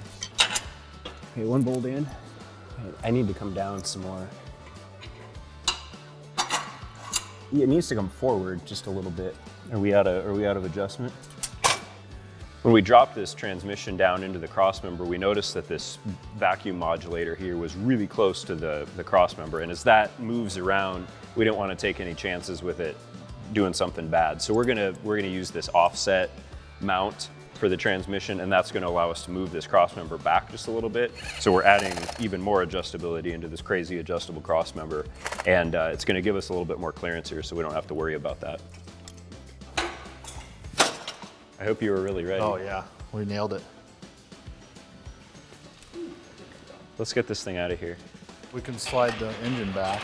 Oh yeah. But that might be a little difficult. Wiggle. Wiggle, wiggle, wiggle, wiggle, wiggle, yeah. Oh, there you go. Oh, I just jumped a mile. That's good. That's good. That's fine. Let's just leave it there.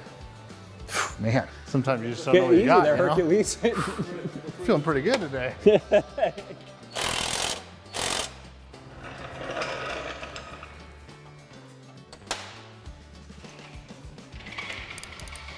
Oh yeah, that came down a lot.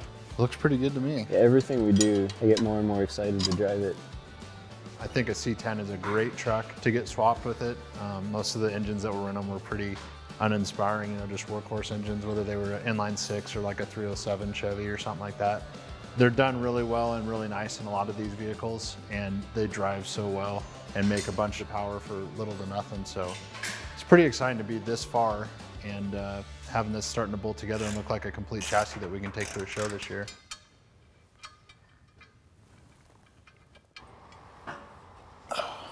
Nice paint, nice paint, nice paint. Stress. These are hard to thread in because they're metric. So we're using these True Ram manifolds. You know, they look, if you just look at them, like a stock LS manifold, but they've got big, it's like an 1.75 inch primary and a 3-inch collector. And I like these because with the tube header, you know, you're constantly dealing with, even if you have the thick flange is warping and it seems like they constantly leak and you're constantly tightening down bolts. But these manifolds are kind of a set it and forget it deal.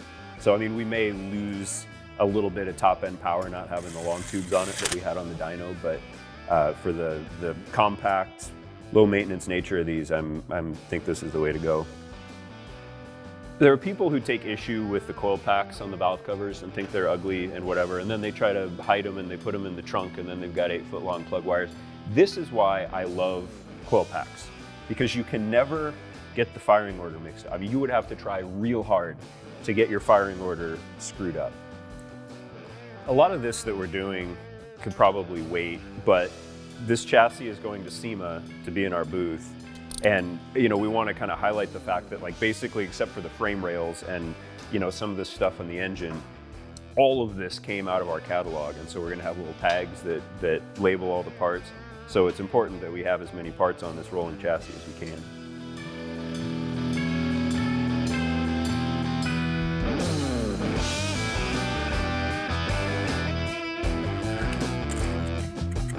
We're kind of at the, how does it get to the show point right now? We're not even working on a complete car and it's our SEMA thrash. Oh, this is there's a lot of pieces here that have got to line up at once. Like a glove. Look at that. The steel. Right on. This stuff kind of falls together. I'm liking that. So this Bill's bracket kit that we're using will work with all 3 offset balancers. So the short, like the Corvette balancer, the F-body balancer, and then the truck balancer. And we just sell these spacer kits to kind of go in behind it. And so that's what we're doing here is, since we have the long truck balancer on this engine, we're putting the spacer kit between the bracket and the head to get the belt spacing where it's supposed to be.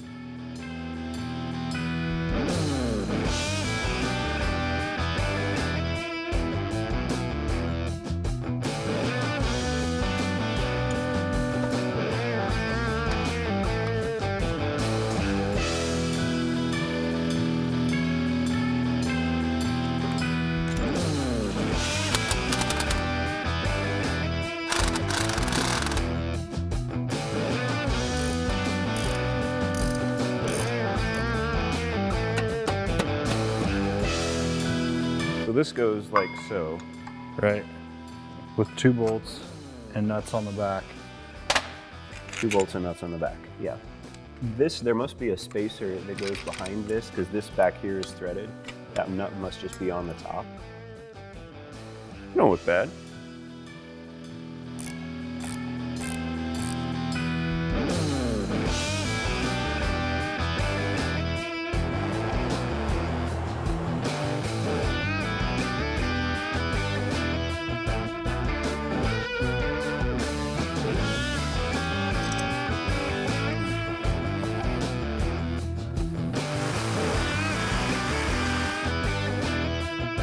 It's one of them G-dang compressors.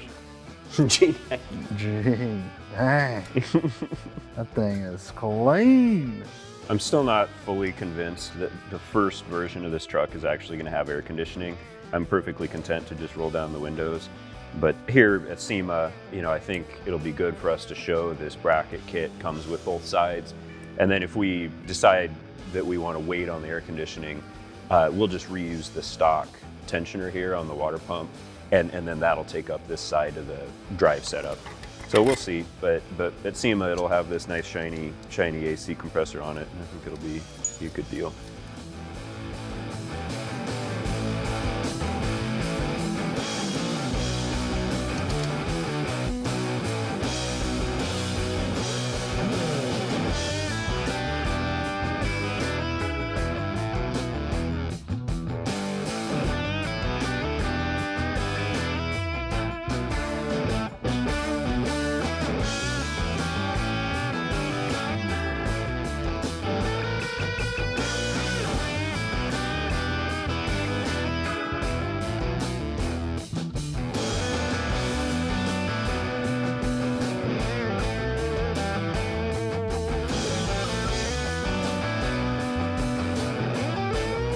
You know, this is exciting. Like, it doesn't even look like a truck, but to have something go to SEMA and be on display, sit in the Speedway Motors booth, it's really exciting for me. It means a lot to me to have the opportunity to do that.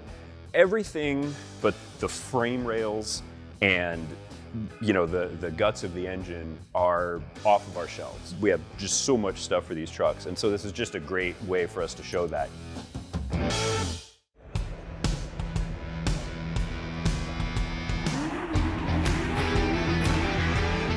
All right, we made it to SEMA. It's been awesome to have this thing in the booth. Lots of people have been asking questions about it. We made all of these little part signs to show just the ridiculous number of our products that are on this thing.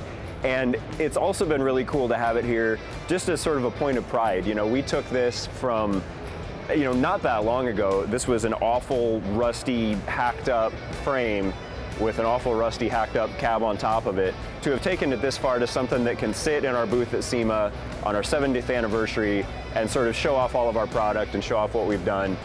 It's been amazing. It's been an honor to have it here. And now we need to finish it up. You know, it's great to have a rolling chassis, but we're ready to have a truck around it. So next step is bodywork and paint, and then we'll be on to final assembly, and hopefully we get to drive the thing soon.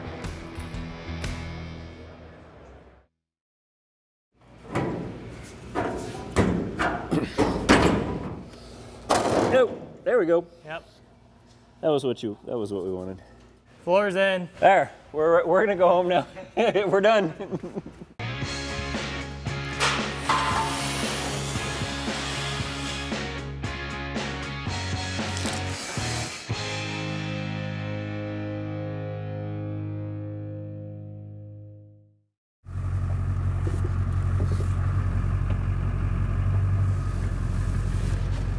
There we go.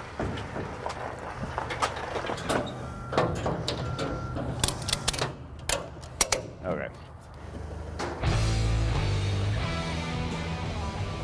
All right, we've got our C10 cab delivered across town. We're at No Coast Custom and Rod Shop. Our friend Ben here runs the shop, and he's also kind of a maestro when it comes to sheet metal work and knows these C10 trucks pretty well. So he's gonna kind of show us the right way to do this. We know we need a floor. We've got to kind of walk around and figure out what other patches we need. We know there are going to be quite a few of them. You know, I think it's about average for what we see around here. There's some rust, but nothing that can't be repaired. So obviously the floor needs to be replaced, the rockers. Yep. What else do you see, Ben? Cab corners. There's usually these, on the pillars, there's a lower section in there. Those are typically always rotted. Obviously we're doing a full floor, so that'll come with the braces and everything. You know, we sell those sections of floor and sections of the inner rocker and stuff, but we elected to just do the whole deal. The cab mount brackets are included, all the bracing is included. There's always hidden damage too when you start taking everything apart. Right. You know, when you peel all the braces off and everything, there's more rust than you ever think there will be.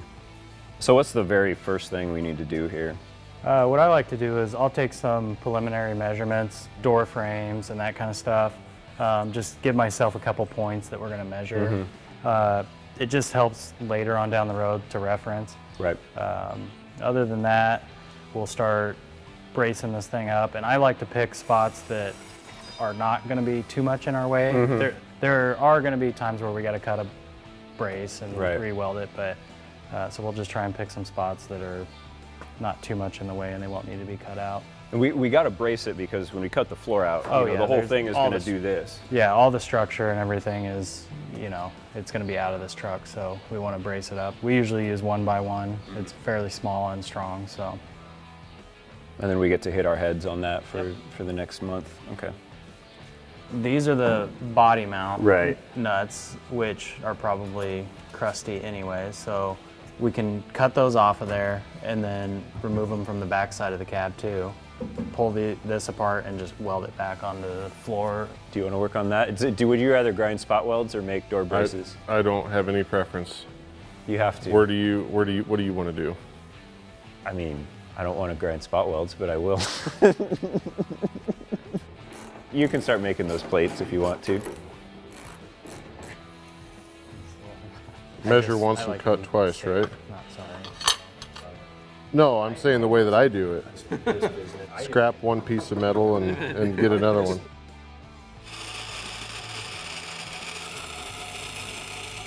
Now I just got to drill some holes in it. Smoking. Bigger hole. We're not done yet.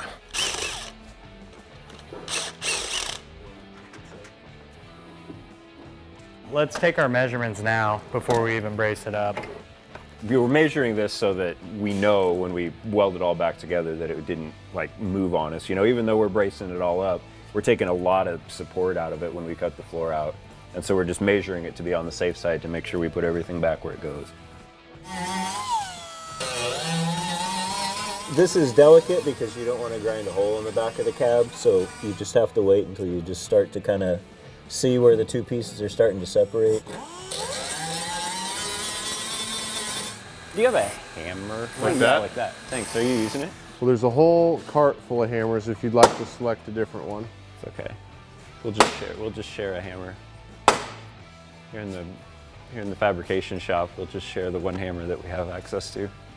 Well, between the body shop, the fab shop, the paint shop, the office, we only have one hammer.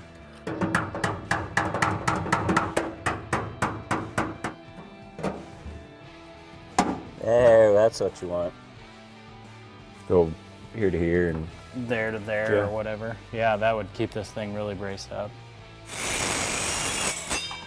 It's so valuable to do this. So I never understood the value of it, but now I do. Well, yeah, I mean, you know, the alternative is you go through all of this work and weld your floor back in, and then your doors never close or the gaps are all wonky and you can't figure out why. It's because the whole cab moved 3/4 of an inch, you know. What is our order of operations here? So yeah, I think once we get most of this kind of out and cut, then we can kind of do a little spot blasting, but definitely before we go like get everything in epoxy, I think we blast the entire cab, but for now we'll just kind of spot blast where we need. So. And you're thinking we blast it before we put the floor back in? I think right? so. Yeah. What I typically will do is blast, and then kind of see what's going on, and then epoxy it, and then weld it back together with the epoxy behind. So. I'm gonna have to get in there to do the middle.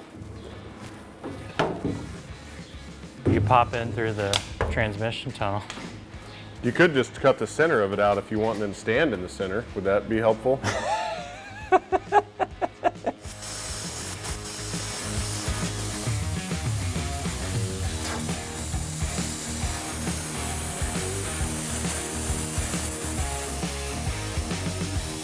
There's lots of places here that aren't obviously like conductive anymore. Yeah. I might need like an actual cutoff wheel to kind of finish it all out. This back here is super, like that's what I'm trying to figure out how to get right now. You want the Sawzall? Maybe, yeah. I'll go see if I can track it down.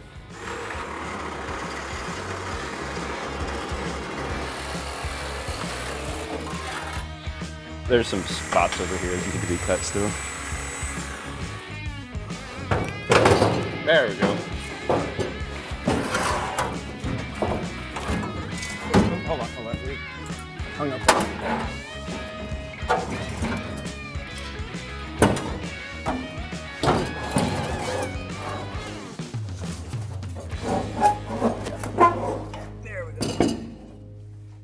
All right, the floor is out. We plasma cut and sawzalled and blasted the big piece of the floor out.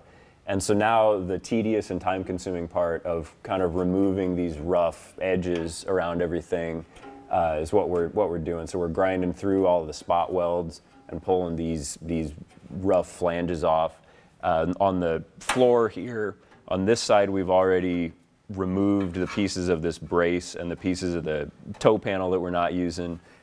This side we have yet to do, and then we'll be ready to move on to inner and outer rockers, cutting those out and one step closer.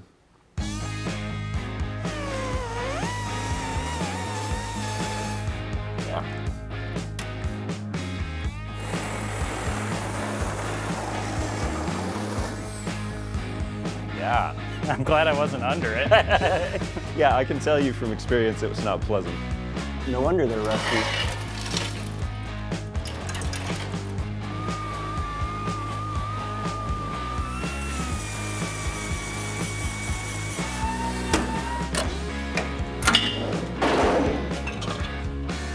How's that? The front pillar piece I want to leave on there so we have an idea of where it was, and we can kind of use those factory bolt holes to locate it. Because we've got to replace the bottom part of the sill, the kick, and the rocker. Yeah, so all of that whole corner. The back, there's nothing left of it, so we're just gonna have to kind of figure that out.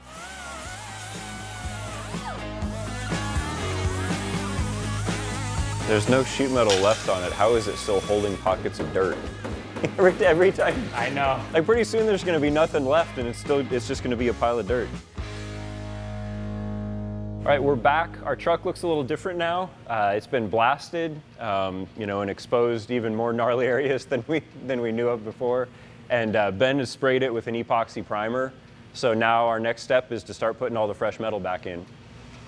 So we need to figure out where to even start. I mean, it needs everything from, you know, here down. In this situation, I think we start with our lower pillar patches, and then since we kind of have some bolts here to locate them, we can get those placed, and then I think we put the floor in from there and start working our way out. We do those on both sides and then put the floor in. Yeah. What we'll do is we'll unbolt them. We'll kind of get a loose fit, and then once we are happy with where we're fitting, we can mark our holes, drill those. So I think we'll just get a couple marks on there, and kind of rough mark them. This one, the rust, it kind of goes up in front of where that cage nut is, so we're going to want to put a little step in it. I mean, we're just making a rough cut. Yeah, now, just making a rough cut.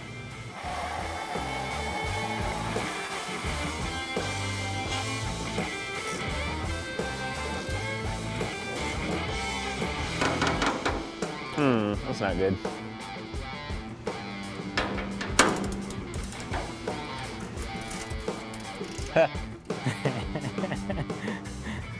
You see that?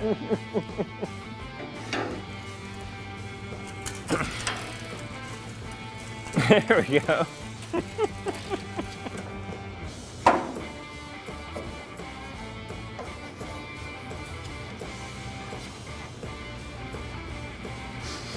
And blasting you can blast, but the mouse nest remains.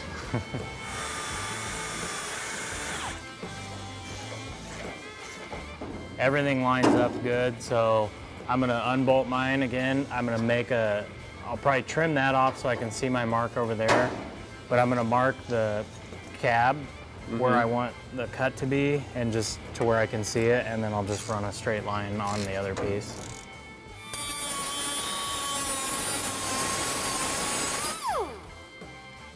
So I'm just scribing it so I have a good line to go off of instead of my 5 Sharpie lines. That'll get cut off the truck. This will get welded on.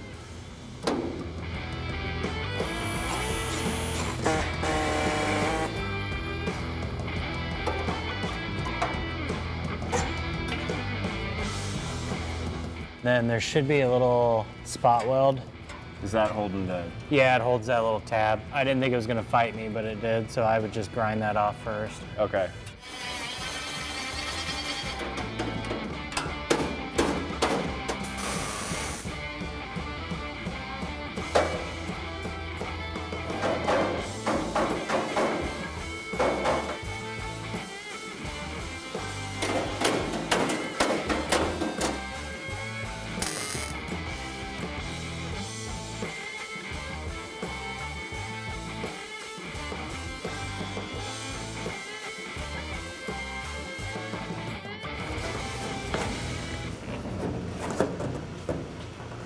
Where are we going? Go, there you go.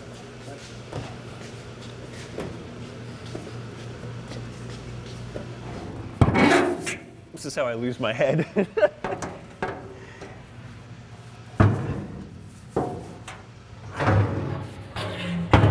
right, hold on, let me move. No, I think we're just gonna have to trim those. And I remember having to do that the last time now, and this was the exact reason. The floor is just too big, so geometrically we have to cut these braces that we've welded to the back of the cab that are just temporary braces. We're just gonna cut those out so we can hold up the back of the cab with the lift and then slide the floor back and then slide it up over these pieces rather than cutting those pieces out and then having to try to like weld them back in and blend them and make them look like they belong.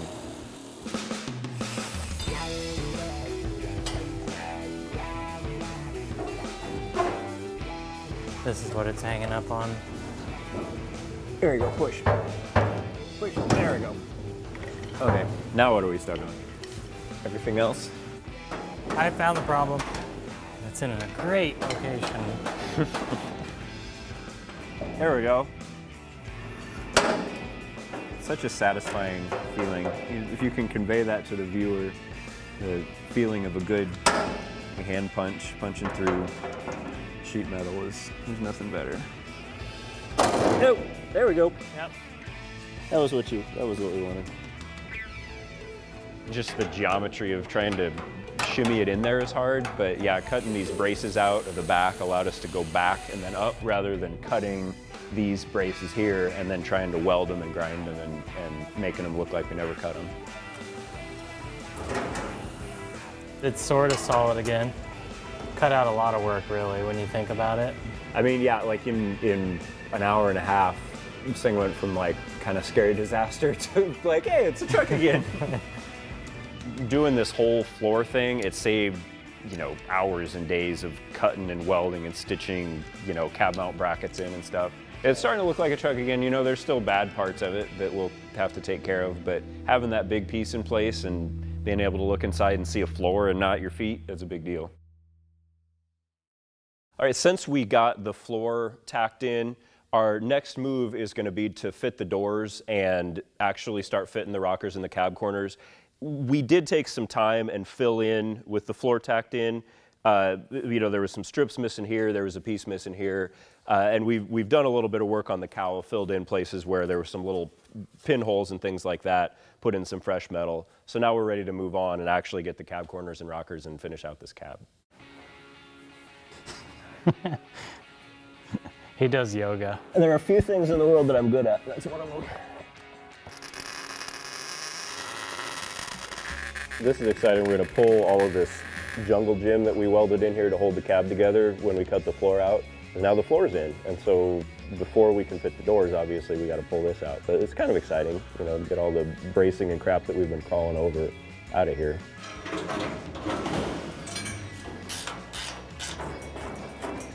It's gonna come off as an assembly. The question is, will it come out of there like that? I don't know. Let's find out. I'm gonna say no. No. No is the answer to that one.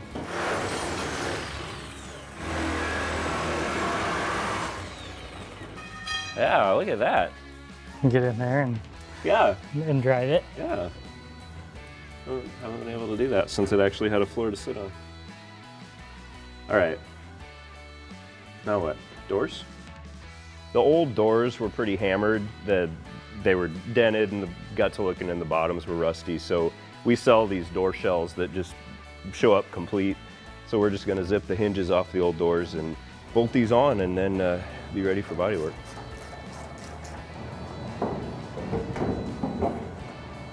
Up. Hang on, come off. Go out with the back a little bit. Trying to hold this something like where it's supposed to be, yeah. But it's kind of hard to do. But you got it tight?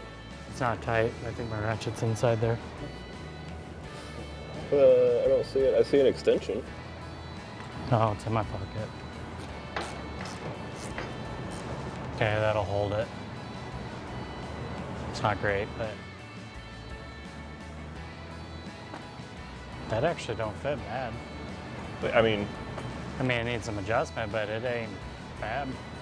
It looks, it's maybe little high. little high.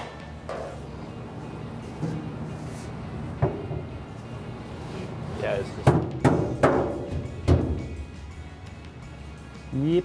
pretty good, just hitting the floor. Yeah. And I mean, it's not, yeah, like it's seems like it's a quarter inch of interference consistently across the whole bottom of the door. We could come up, because when it's up on there, it lines the lines up. Yeah. So we could come up, and that would tighten that up.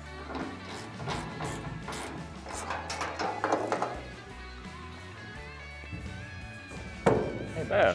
Wow. Look at that. I think the gaps are pretty good. They're within factory spec for sure. I'm pretty happy with it. Ready to fit some sheet metal now? Yeah.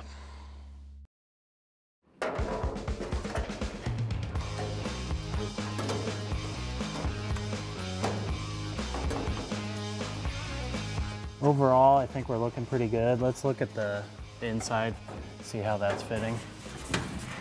Yeah, the front's got a little gap too. I think if we do a little hammer and chisel action, we'll be able to get that to fit. Is anybody left-handed? Do you want me to do it from out here?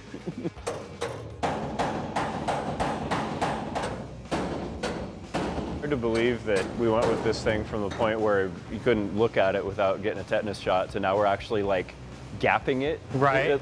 It seems like it doesn't deserve that. Like it's just not good enough to be gapped with a tool.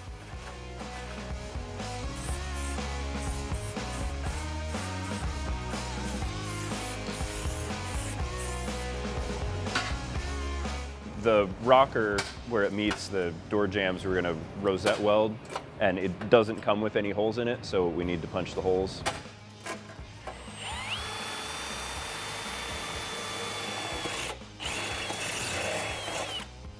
So we could probably get the front tacked and then do the Let's shut the door.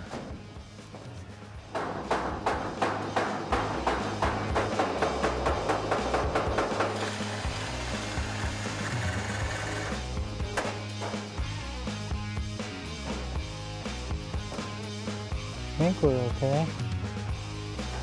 What we had to do is kind of hammer around and move some metal just to get the rocker to fit where we were happy. Like Joe said, the aftermarket sheet metal doesn't fit exact.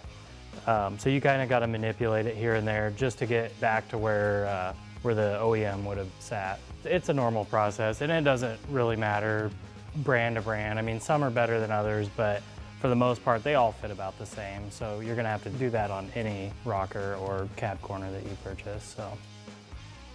All right, with the rocker tacked in place, we're ready to move on to the cab corner. We also notice there's a dent here, and before we can start fitting this cab corner, we're gonna need to massage that out.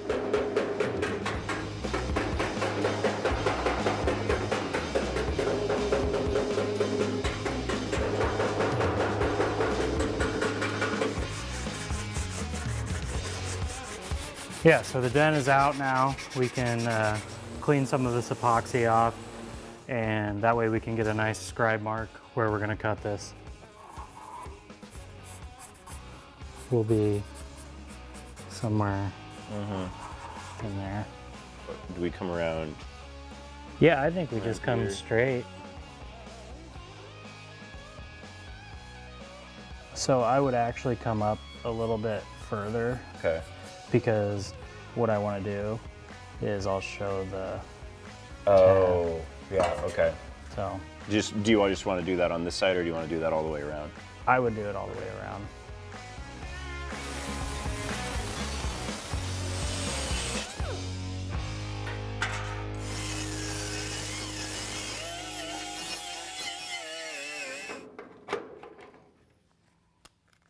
So we've got the cab corner fitting where we want. So now we're gonna pull this off, and we're gonna trim off a little bit of the excess to use these as tabs to hold this in place while we make our cut.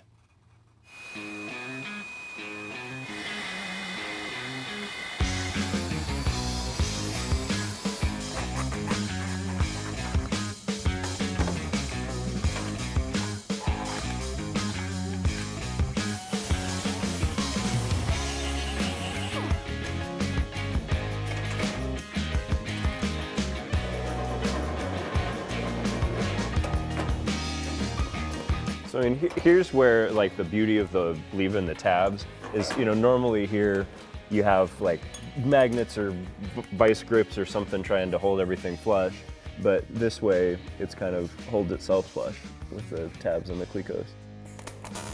You trim the tabs off as you go, and that's what's holding it in place, and then we'll get a nice flush fit that way.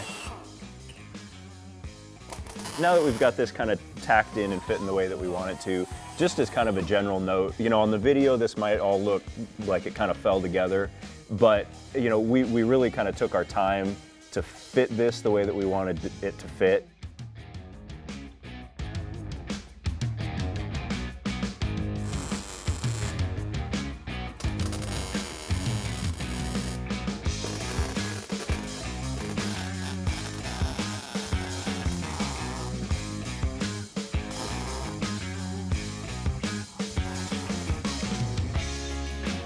So we got this all welded up now. We stitch welded it, which basically means that you take it and tack every so often and follow that around. We work from one side of the panel over, and the reason why we do that is because we want to keep our heat down so we don't warp this panel. Now we're going to go ahead and move on to the other panel. So, I mean, I know what you're thinking is, while you've been watching us do this, is that this piece here is all hammered, and why didn't we just, you know, put it all in one piece? And just sort of with the way that this was fitting, it was going to work easier for us to do this in two pieces. So now this, whatever happened here, this got torched out years ago. We've got this other piece from the cab corner that we're going to fit. So while Ben's dressing the weld down, I'm going to start working on fitting this piece.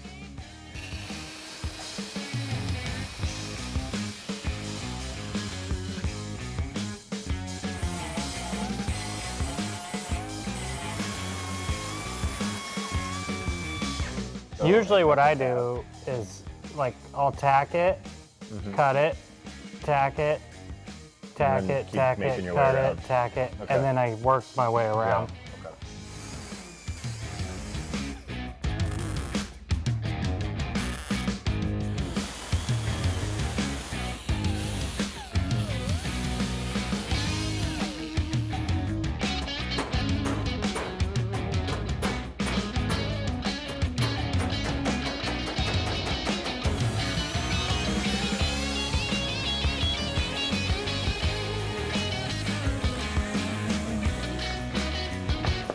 I'm okay with yours being better than mine.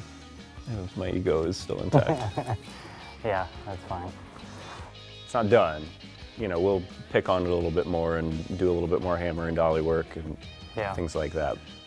And you know, that's kind of a big deal, right? Like having a cab that's not full of rust. Like if you have a nice cab, you kind of have a nice truck.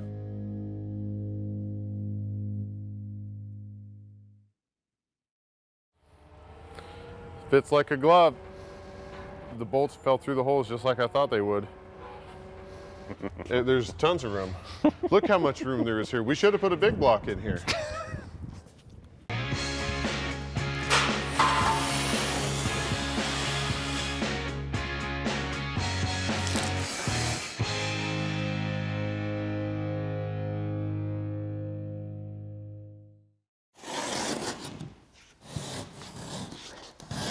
So box in a box is what we've got. And there wasn't even remains of a box ever having been on it. So we just pulled everything off the shelf to do our new Fleetside short box. So many people are needing a full box for these C10s because the long boxes were so prevalent back then. It wasn't absurdly expensive for all this fresh new stuff. You know, this is the way to go. Well, when you account for body work, if you're going to have it right, you know, paying somebody to do all that body work to fix the 10,000th T-post that was thrown in the back of it, you know, 40 years ago. Yeah. Yeah, this is a pretty good shortcut. Okay. I'm on. Like so. Oh, it's slotted even. Oh. Can you go right there? Okay, up a little there, okay. There we go. Okay, now you can go where you want. Yeah, I'm lined up. Okay. That's nice, it holds it for you.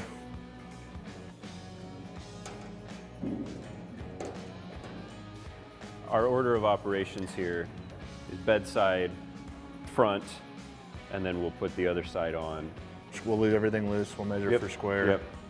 Just get a bolt started at each corner, and then, yeah. And we're just kind of throwing a few bolts in here to hold everything, and then make sure everything's square before we tighten everything up.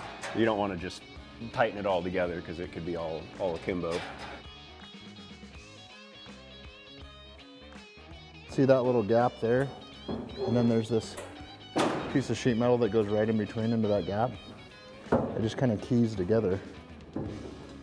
So you come in high, and it's tight, and then you can push it down, and okay, you can line up how you want now. Oh yeah, there we go. I'm in. I mean, it'll kind of draw together. That's good to draw together. Yeah. That's nice though, because it holds it for you. Yeah. This is fun. It's like putting together a model car when you're a little kid. 20 minutes of work, you got a whole pickup box? Yeah, right? So maybe we stick it into the stake pocket and then measure to...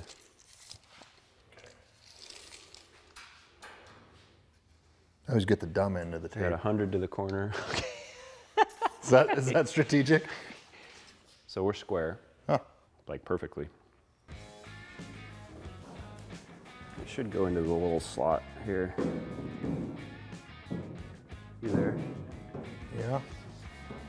Pretty even quarter gap. This is a little tight up here, but it's pretty near. It's a little. Yeah, we'll get this tightened up, and then, but we're not like way off. No, okay. I don't think it is. Okay. All right, let's put this back in the box.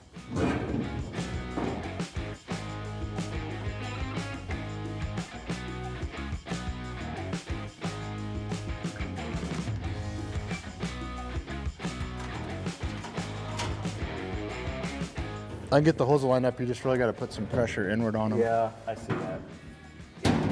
The bolts will all suck it right into place though.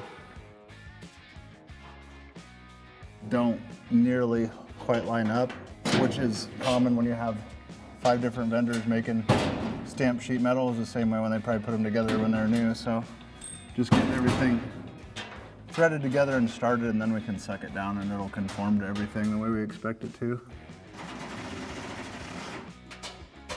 If you lay on your right arm when you're right-handed and you put the nut on with your left hand, if you're paid by the hour, it's definitely the method. I'm far from ambidextrous. You say ambidextrous? Ambidextrous. So I've been getting made fun of on TikTok for the way that I say measure. Oh yeah. Measure. What does Webster say? Is there an A sound or an E sound? The internet says it's meh. I'm afraid that the internet is just going to have to learn to live with it. So I guess just a few more nuts and bolts to tighten here. This is done. We'll put our hinge assembly and stuff on at the body shop and fit the tailgate. But you know, there are projects that you do where you spend the whole day or the whole week and it doesn't seem like you've done anything.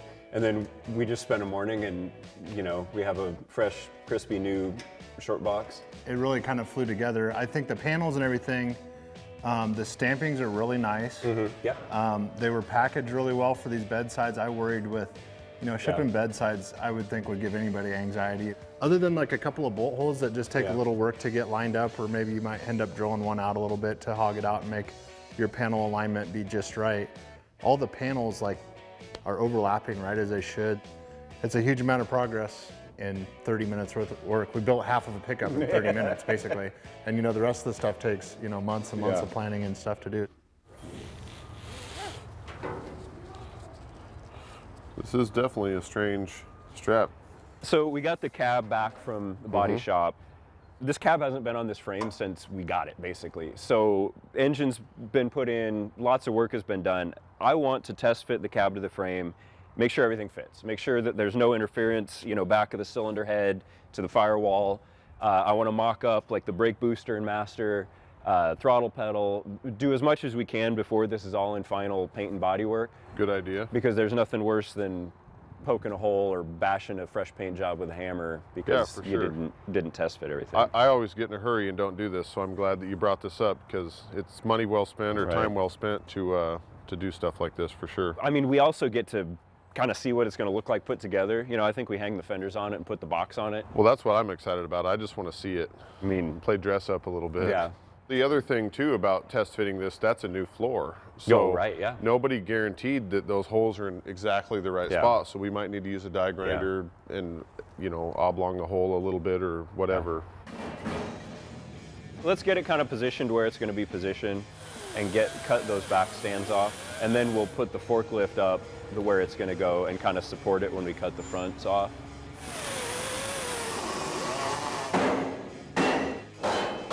There we go. You know what? We could probably just slide that chassis underneath. Now what we really need to do, go forward and turn.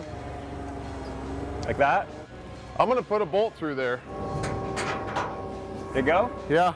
Fits like a glove. The bolts fell through the holes just like I thought they would.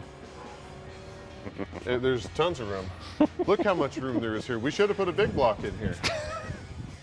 Transmission clears the floor good. I think it fits perfect. Well, once in a while you just get lucky, huh? It's not just fun and games to see what your new toy is going to look like. We're actually, you know, need to make sure that the engine fits the way we want it to, and the transmission doesn't hit the tunnel somehow. And you know, with it together, it gives us a chance to kind of mock up the steering, mock up the brake pedal and master cylinder and stuff. You know, because that master cylinder could hit or the brake booster could hit the valve cover or something. And it's just best to know about it now before it's got a bunch of shiny paint on it. The right thing to do now would be to move on to the stuff that really matters, which would be putting the steering column in, building our steering linkage, test fitting the brake booster and master. Yeah, but we don't want to do that. The thing that I want to do is put the box on it and see what it looks like. So do we get helpers? Oh, we're hitting a tire here. All right, come forward. Ooh, there we go. Yeah. It's a truck again. Thanks, guys. Yeah, we need to go forward like an inch. There we go. Yeah, oh yeah. Like a glove. It's not super tight, just snug. Perfect. What, you want me to film you too? I can't. All the times you're laying underneath it and getting welding splatter in your armpit and whatever, these are the moments that like make those moments worth it.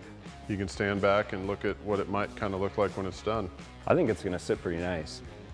Well, you need to get in there and sit in it like you're driving it. No, you need to get in there and sit in it like you're driving it. No, you put in more work than I did. It's your turn to get behind the wheel there and make engine sounds. We got it with no bed. It was just the cab and the front end. It looks like a truck. This is awesome. It's super exciting to see something kind of come together, start to look sort of like it could go down the road. You know, I don't even want to paint it. I want to drive it around like this, you know? You want a wrench for any of that stuff? I mean, I was just going to kind of finger tight because it's all going to come back apart anyway. Okay. I would take a pliers. What kind of pliers? Just the most pliers pliers you can find. Oh yeah. Let's see. These are some plier-y looking pliers. That's what he said he wanted, something that looks plier-y.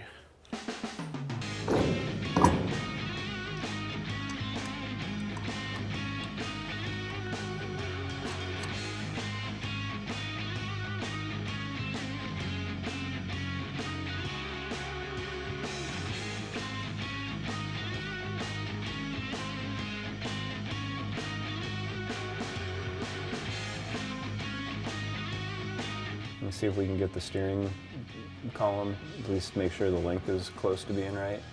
Yeah, you want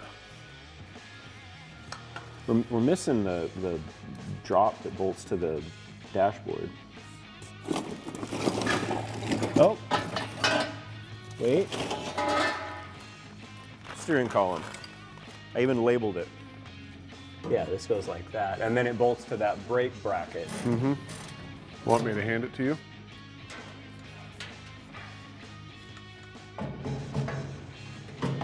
I think it kind of goes like that. Yeah, I'm mostly interested in kind of making sure that the length is right.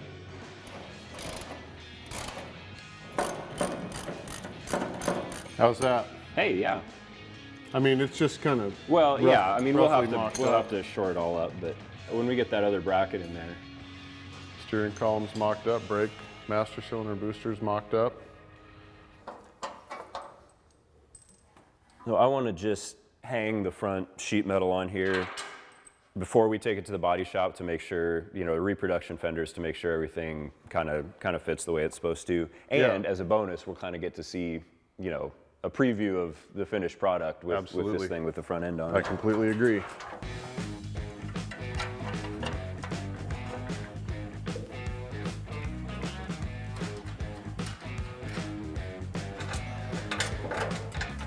You haven't been here since we put down this fancy new floor. What do you think? I think it looks good, man. I wish I had something like this in my garage, but I'm stuck with cracks in the concrete and grease stains instead. Well, I am at home too, but it's awful nice to have here. Watch the finish. Watch the paint, yeah. Hey, that looks pretty good. You know, we talk about reproduction sheet metal and everything's kind of different. Don't just buy a new fender and assume that it's going to fit like the original one did. You know, it's always good to kind of pre-fit everything.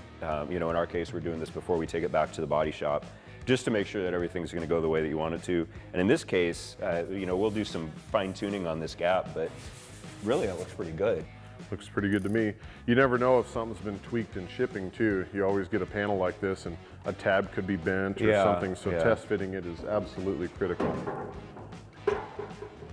If we put the grill in, that'll kind of tell us, you know, the front and the fenders, and make sure we've got that part right. And, and we'll get to see it with the grill.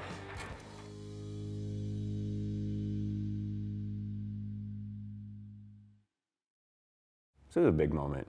You know, I mean, it'll be a bigger moment when it's done and it's painted and we put it together for the last time, but to be able to see that all of these sort of separate things that we've been doing, you know, cab at the body shop and frame here, and let's put this drop spindle on it and this drop spring on it, when it all kind of comes together and it looks the way that it should, it's a really nice sort of validation that you made the right decisions up to this point. I think when you have almost all the parts back together and it kind of looks like a complete vehicle again, and then you sit and think about how much work it was to get to this point, it's just nice to sit here and enjoy it for a minute. This all sort of seems to fit okay. You know, we'll check the hood, we'll check the cowl, and then off to the body shop. The truck is back over here at No Coast, and these guys have been tearing it up on the box. We've got a little bit of finish work to do on the tailgate, and then everything is pretty much done back there. It'll be ready for paint. The cab, the front sheet metal, we're in kind of the tedious process of fitting everything. And, you know, before it left our shop, it was kind of good enough. And these guys are pros, and they're helping us push it to something that is going to be really spectacular, I think. You know, you can see all the door gaps are really nice and tight. We've got a little bit of welding and fitting to do here on the cowl where it meets the hood and the fenders. And then we're pretty much going to be done with the welding, finally, and able to move on to the bodywork and then the paint.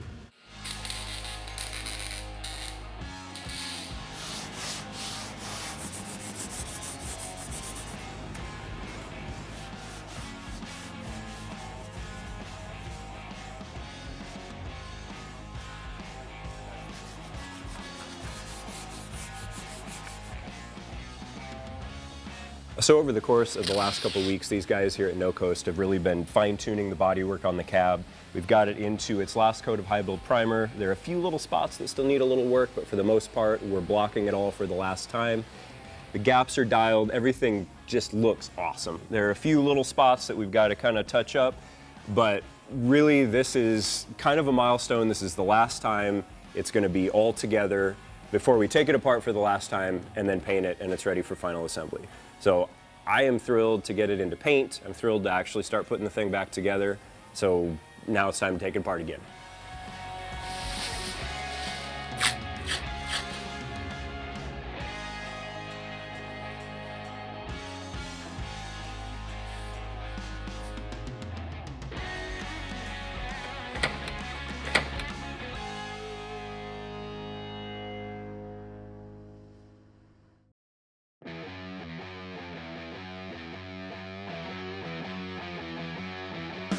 We've been talking a lot lately with this project about kind of defining moments, and there are lots of these when you do a build like this. You know, there's the moment when you see it mocked up for the first time and kind of get a preview of what it's going to look like, but the moment when it gets the paint on it is just, there's nothing like it. You know, you get to kind of see the light at the end of the tunnel. You know that all you got to do is basically just put it together now.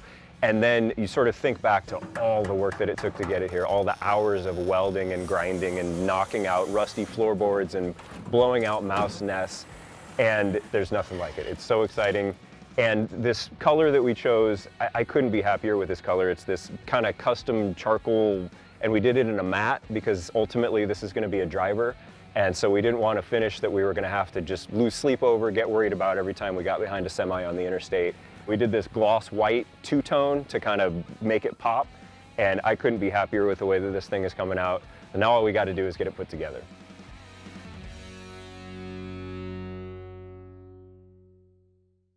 Tell me when you're ready to try to fire this thing. I'm ready if you're ready.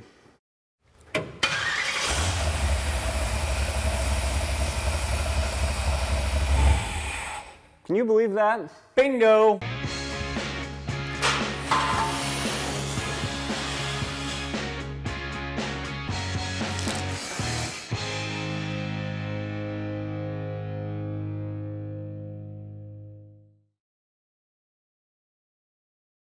All right, we got the painted cab back here in our shop. It's set on the chassis. It looks amazing, but we've got a lot of work to do. We've got 3 weeks until SEMA. We still have to wire the whole thing, plumb the whole thing. So we better get to work. All right, this is front. So we've got, this is rear. If you're familiar with GM harnesses at all the color coding is the same. You know, so I know the big fat purple one's gonna go to the starter, and I know this orange and white's dome light, and it just helps to be familiar with that stuff. I don't know, I think we can probably figure out how to mount it now under the dash. Okay. If we want to drill some holes or make a plate or whatever you decide. Let's just drill our holes. Cool. I was planning to put the grommet right there so that it would sneak out just above the wheel well in the front, and then sneak up into that cove in the fender. So maybe that's fine to go like this so and loop up and I over. think that we do straight up and down. Feels like it's getting tight. Okay, that's good for now.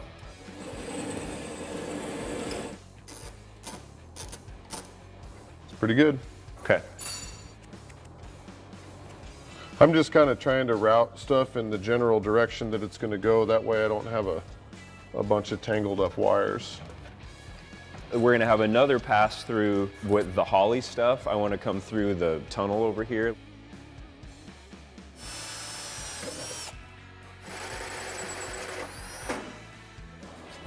That hurt.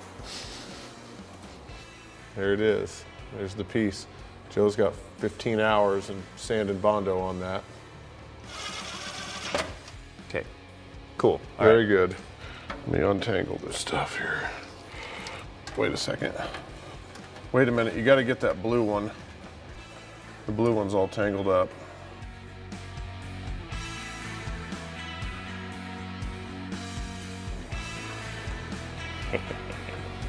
That's so slick.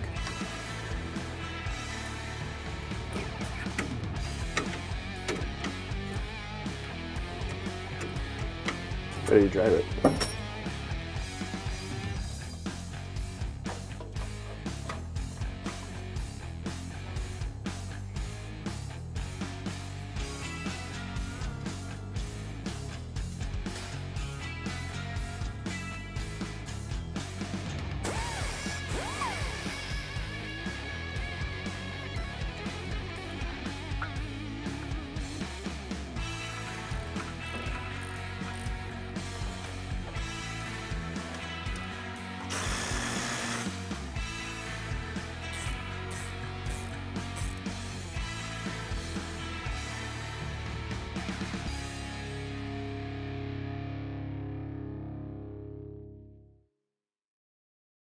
Jeff here is going to hook up the holly, and then I thought you and I could get the core support mounted, then mount the fans to the radiator and kind of do all of that stuff.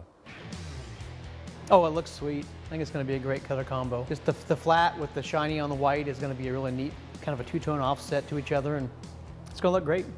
It's fun to see the cab back on the chassis now, and with a nice paint on it. You can tell Ben over there at No Coast did a really great job on the fit and finish everything. It's fun to see it this way, but I'm even more excited to see the front clip and the box on and everything. If you want to make a bracket, Jeff, we sure can. What if we just did like a flat plate of like 1/8" aluminum that had two, it was kind of cantilevered out to where it had like 2 nutserts in the bottom of the cowl there, and then came out and then the box screwed to that. All right, so we're 2 weeks and a day out from this thing needing to be in the trailer bound for SEMA. We've been working hard on the engine, just kind of getting some of the accessory drive buttoned up. We got the power steering hooked up. We just put the core support in. We're about ready to drop the radiator, the fans. So things are coming together. Jeff is gonna get the Holly mounted for the fuel injection, the Terminator. We're making good progress. We're gonna make it. Everything marked now. Drill 2 holes, mount the ECU, and it's in the truck. Okay. I trust you.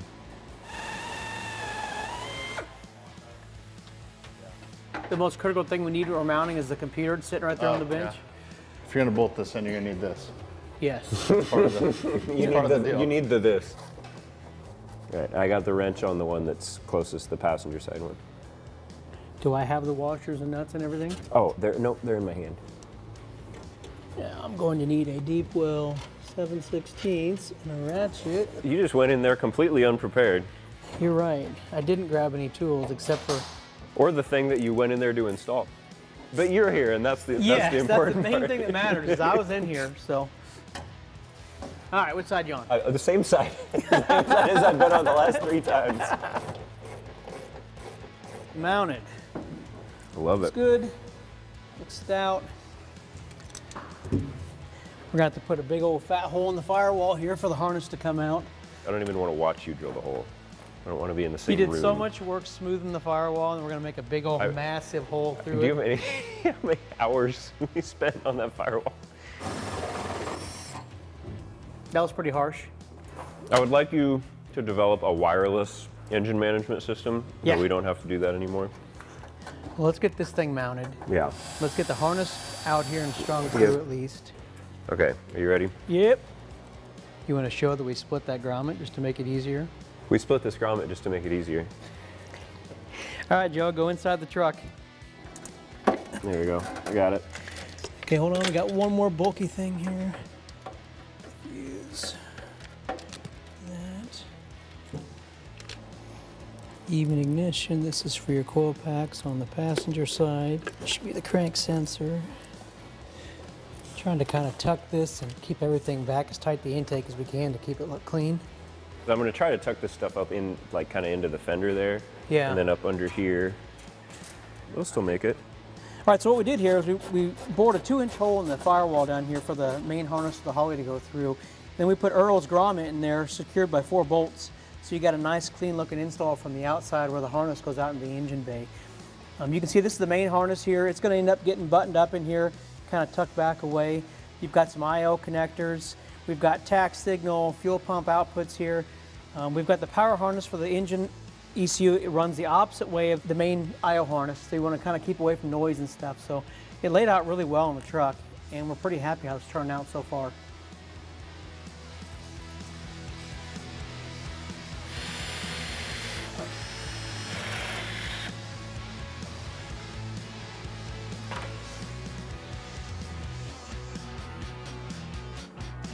I'm gonna go over it that way a little bit. That looks great. Should we hook up our hoses?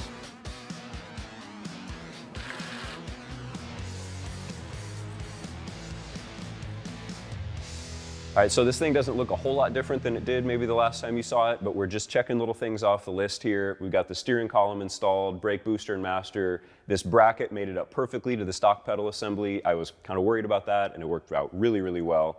I think I have a plan for the exhaust. We've got the Holly Terminator installed.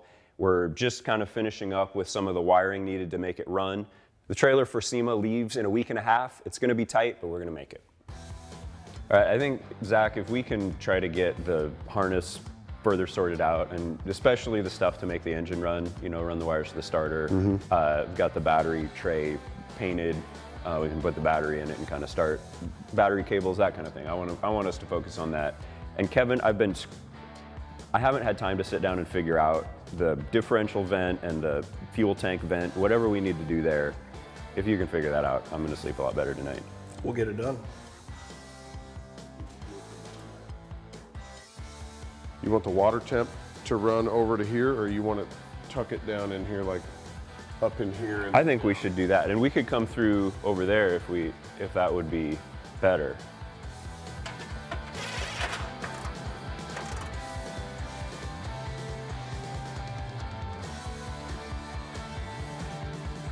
What do you think?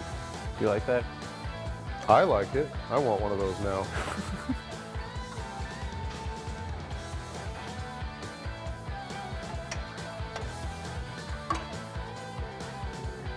So we're brainstorming where we want to put a hole at in the firewall to run this wire through. But we can't go through the hole that all of the Holley Terminator wires go through, because this will generate interference that will cause problems with the computer. I was sort of thinking something kind of low, but then, I mean, it kind of makes more sense to go higher because you can see it. Let's do it right there. Uh-oh. I knew that was going to happen. You're okay. Did I nail the back of the engine with that? Dang, I was hoping I would. That way we could go get a big block and swap it out.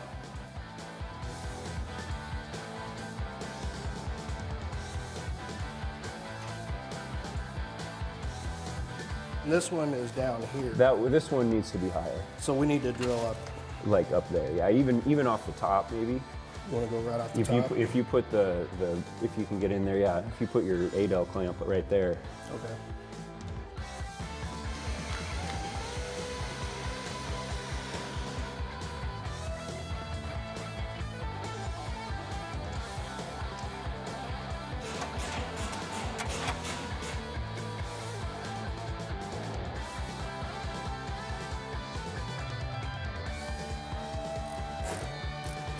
You're grounded. The two big red wires, including the battery cable. 3 big red wires. So yeah, 3 big red wires are going to go on that threaded stud on the starter.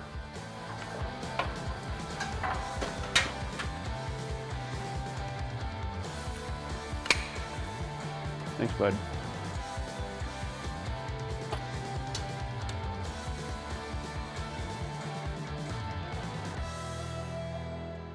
Next Friday, this thing has to be done. In the trailer. Right? In the trailer next Friday for SEMA. So like Monday, you're thinking, run it over to Ben's? Pick up the rest of the sheet metal. Okay, any plans a weekend at all? I'll be here tomorrow, do the brake lines. When do you think an initial startup? Today. Today? Ambitious? Okay. Work quickly. Yeah, all right. Gas, you have the fuel line ran? Yep. Okay. We need to power up the fuel pump back there. I'm excited. I'm pretty positive we can get this thing run today. Fuel system's all plumbed into it. The motor's already been ran on the dyno. The Terminator X is the actual one that was used on the dyno, so we know the base tune's all dialed in, the engine runs. We just got to land a few wires, get the electric fans wired up, and get the Terminator power landed, and we should be in good shape. It should work. Okay. This will run up. This will run the battery.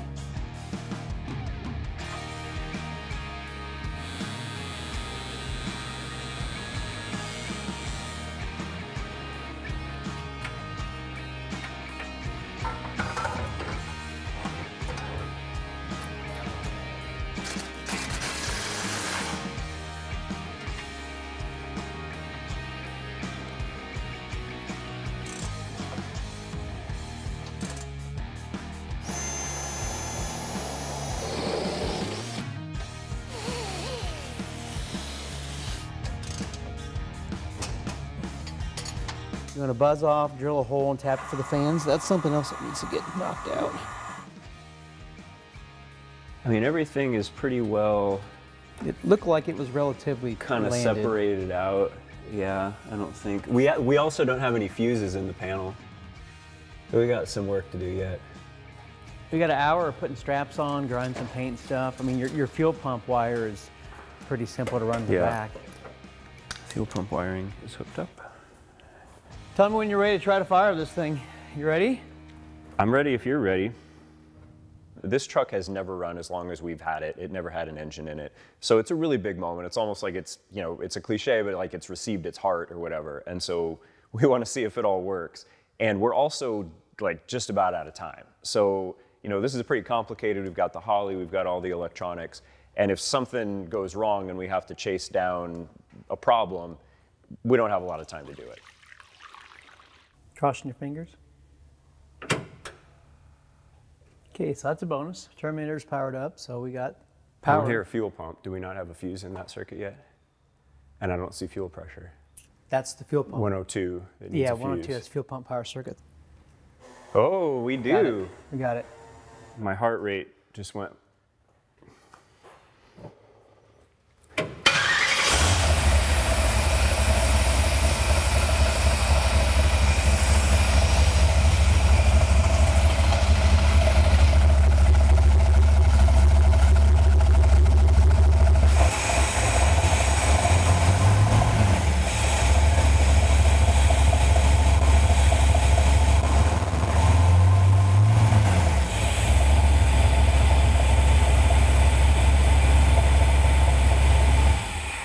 Can you believe that? Bingo!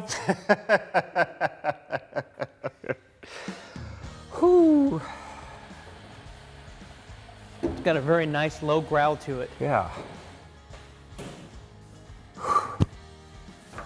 The thing is, you know, you can always fix, if it doesn't work, you can always fix it. But like, we don't have time to fix it. Our troubleshooting time is 0 right now. We have no troubleshooting. So as long as it goes into gear and the tires spin. Yep. Nice. I was gonna hug you, but that's the manlier version. We didn't have any fuel leaks. You know, that's what I was running around. It seems like always, first time you fire with this high pressure, yep, you know, 60 PSI. There's one fitting, you got fuel spraying out somewhere, but no, nothing. No puddles underneath it. Nothing caught fire. No burned wires. I'm excited now. Maybe I'll sleep tonight and then, oh, maybe I won't because I'll be here, but. Yeah, maybe you'll sleep on the floor for a while. I'll sleep better on the floor.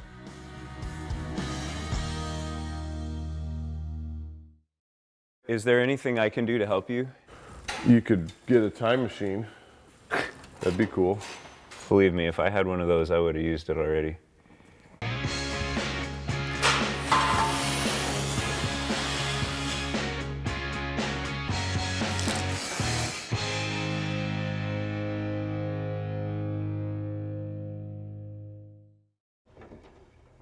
I broke something already. Way to go, dude. We just got started. It's just good to like establish that I'm here. You already kind of started fooling with the seat frame and the shifter. We can do that for the last time. Like, I think we can put the rest of the hush mat down. I'm gonna loom this wire up a little bit better. And then I think we can put the rest of the hush mat down and then like carpet, seat frame, seats, sliders, shifter. Okay. I think as far as you get.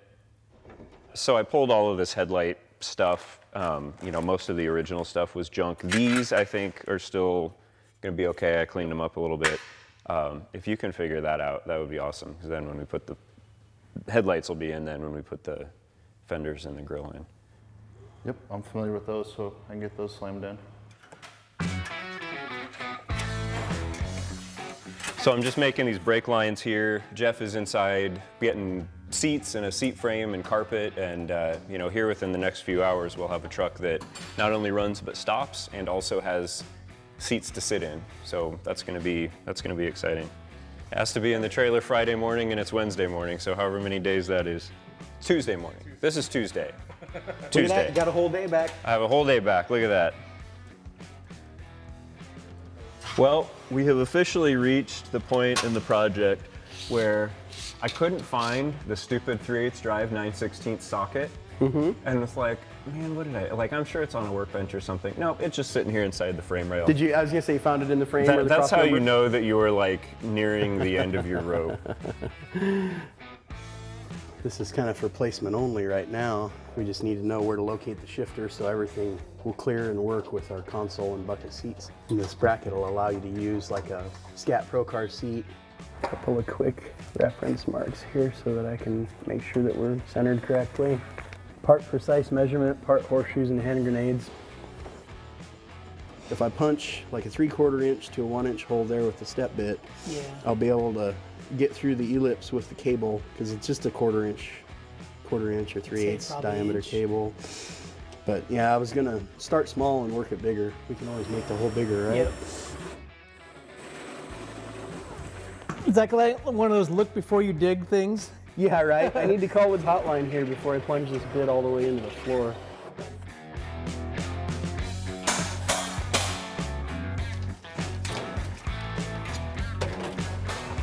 In. There we go.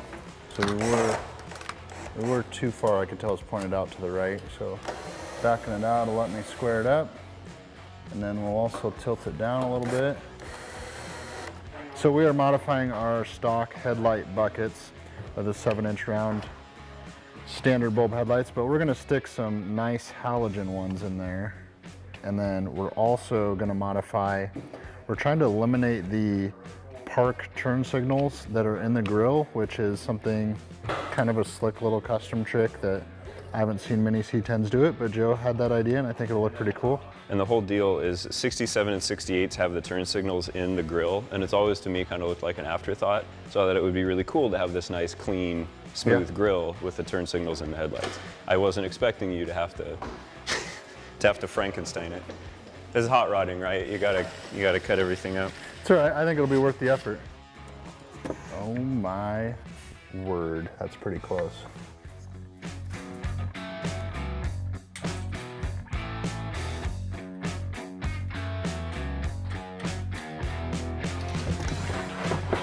Some guys make this really, really pretty, but realistically it's a vibration dampener. So it doesn't necessarily have to be completely wall to wall. You're just trying to keep that surface vibration from happening on these panels. We were starting to run short. I'm like, you got one sheet left. I think that is fantastic. That's way better than I would have done. Hey Joe, could you take a sec? I got this cable hanging down underneath there and I'm feeding it in, but I don't want to feed it. It needs to go, I think, between your exhaust pipe and the bell housing. Okay, under the tail shaft? Under the tail shaft and then back up and over toward the shift Do you want it arm. like above the cross member? That'd be great if we can. All right, keep going.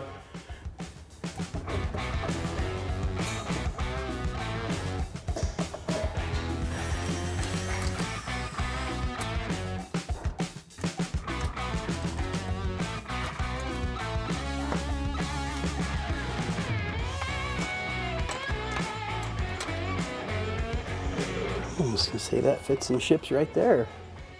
I mean, I could move it forward probably another 1/4 inch if I nipped the very front of it off. You could get it up here a little bit more.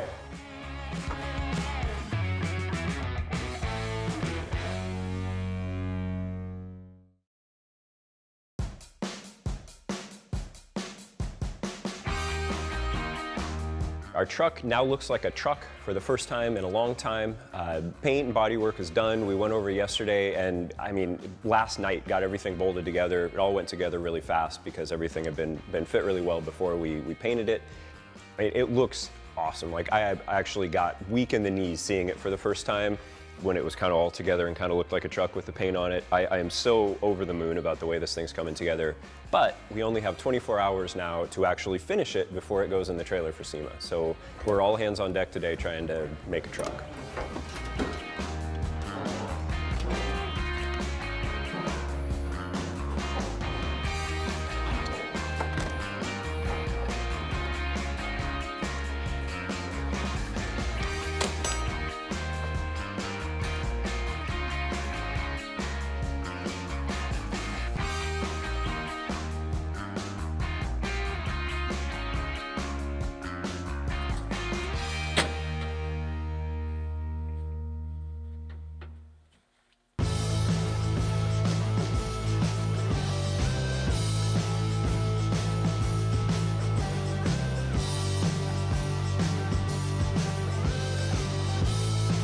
There was a trim package in these trucks. They called Highlander or something like that. And it had like a plaid tartan insert in the seats. And I've always thought that was really cool. And then as soon as we did these Dixon flannels, I just immediately occurred to me that that is what we had to do in this truck. So that's what these are. These are the Speedway Motors Dixon flannels that the upholstery guy put into our Pro Car seats. And like the purple and the vinyl is like the same purple as what's in the seats.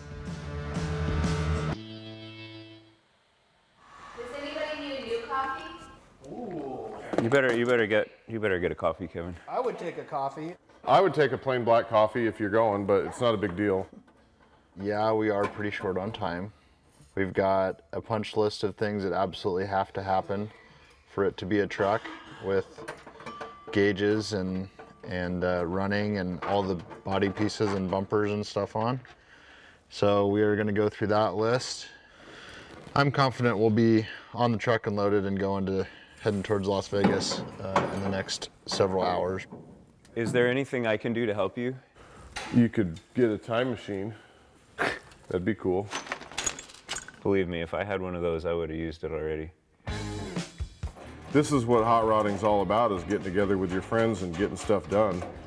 Even if this was done all the way, we would still be doing something to it. You know, one more test drive or one more this or that or whatever. That's just the way it goes.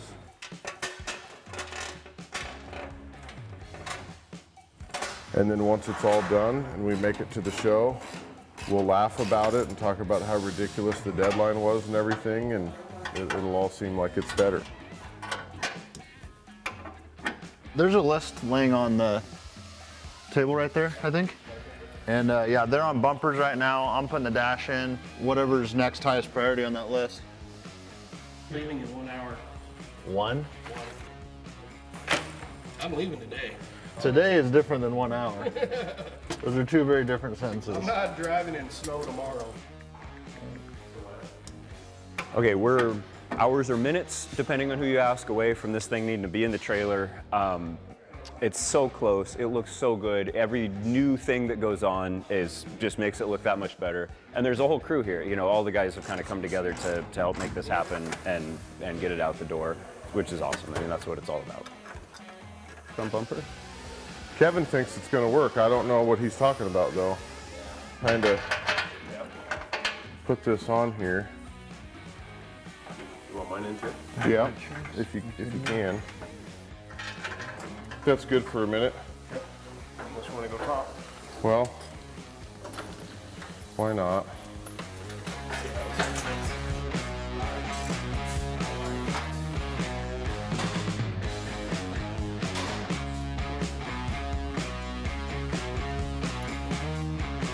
Should we try it and see if you got... We did it.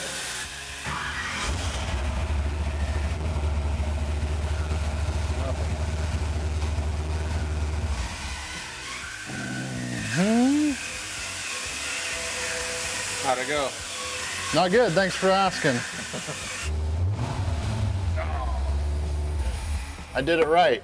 We didn't have the fuses in the fuse block because it's a new fuse block and we don't want to plug in stuff we're not using. So I had everything wired right and I was paranoid that I had it wired wrong, but in the end we just needed to stick a fuse in the dash lights and in the gauges. Now it works, just like it's supposed to. There we go.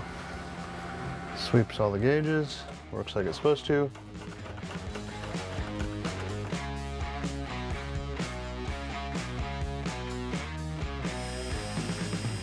If I was you, I'd be excited about like sitting around your house tomorrow and cooking a pork butt on your smoker God, or that sounds something. good, doesn't it? You better do that before you have to go to SEMA. This is a cool trick that you can use for putting seat bolts, seat belt bolts. This is just a little soldering iron. It's kind of a nice little trick just to melt a hole right through the carpet where you want to put a bolt or a screw.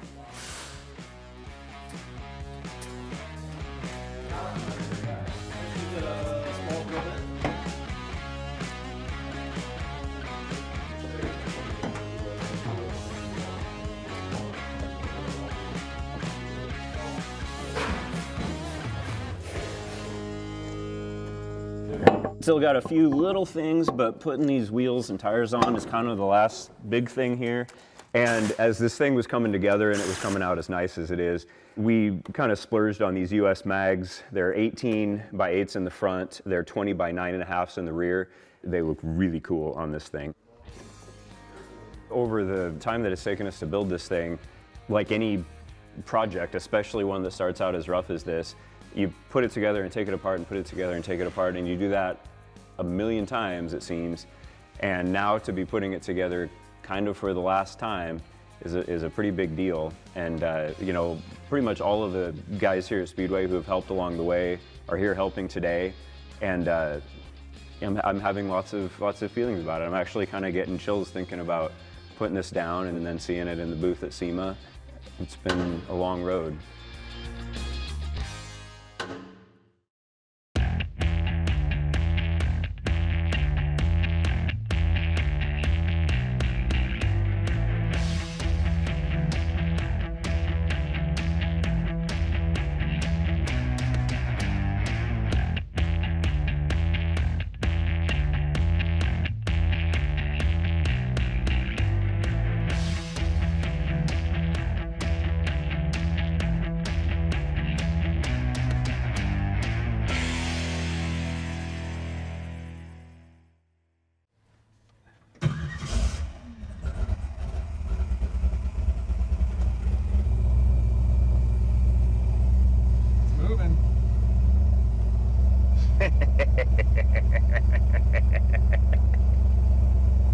Man. Maiden voyage. Man, I just never get tired of that feeling. Holy cow.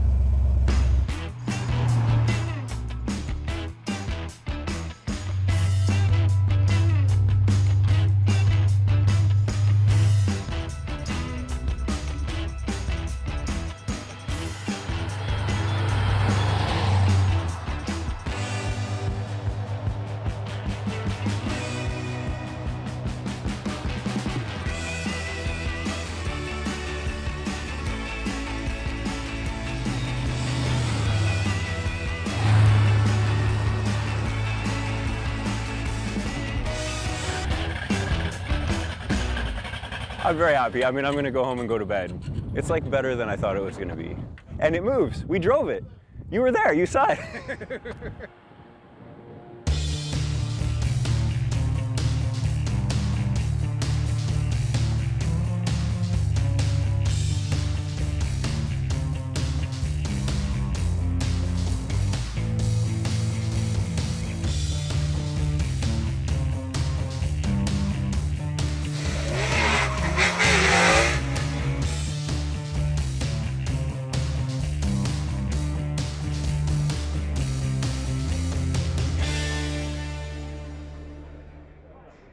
Knowing what this truck started as, you know, this wasn't like an already pretty good running driving truck that got dolled up into something that was worth showing, but something that actually, you know, we pulled out of the weeds and replaced a whole lot of sheet metal on.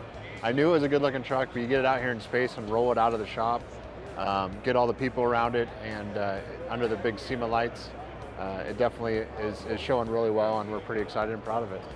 You know, there's 1,000 different stories like this across this floor, but this one's pretty important to us because it was something we all laid hands on and kind of put together ourselves with, you know, with all the product we developed for these trucks. It's great. A lot of sweat, tears, blood went into this build. You know, we were working on it right up until we put it in the trailer last Friday to get here. It's been a real crowd pleaser here at SEMA this year. People have been coming up. They really love the body lines. They really love the stance, all the gaps. Now that I've slept a little bit and I've had a chance to kind of see this on the floor at SEMA, which is the goal that we've been working towards for so long, there are a couple things that are kind of keep percolating at the top of my mind. And one is that this is here in the Speedway Motors booth. I'm really proud of this tradition that the company has of building cars and building race cars and being deeply involved in the industry from like the actual nut and bolt, we're here doing it too kind of level. And so to be able to work on a project that then gets to come here to SEMA and represent Speedway Motors, it makes me want to go back and build something else. It makes me want to keep rolling and keep pushing. The other thing is this tremendous sense of pride that we literally saved this thing. You know, it's kind of a cliche, say like, oh, we saved this old car, whatever. We saw the potential in it, this thing had a good soul, and we're able to see it through to where it went from nothing to something that we can be really proud of. And I feel a tremendous sense of pride.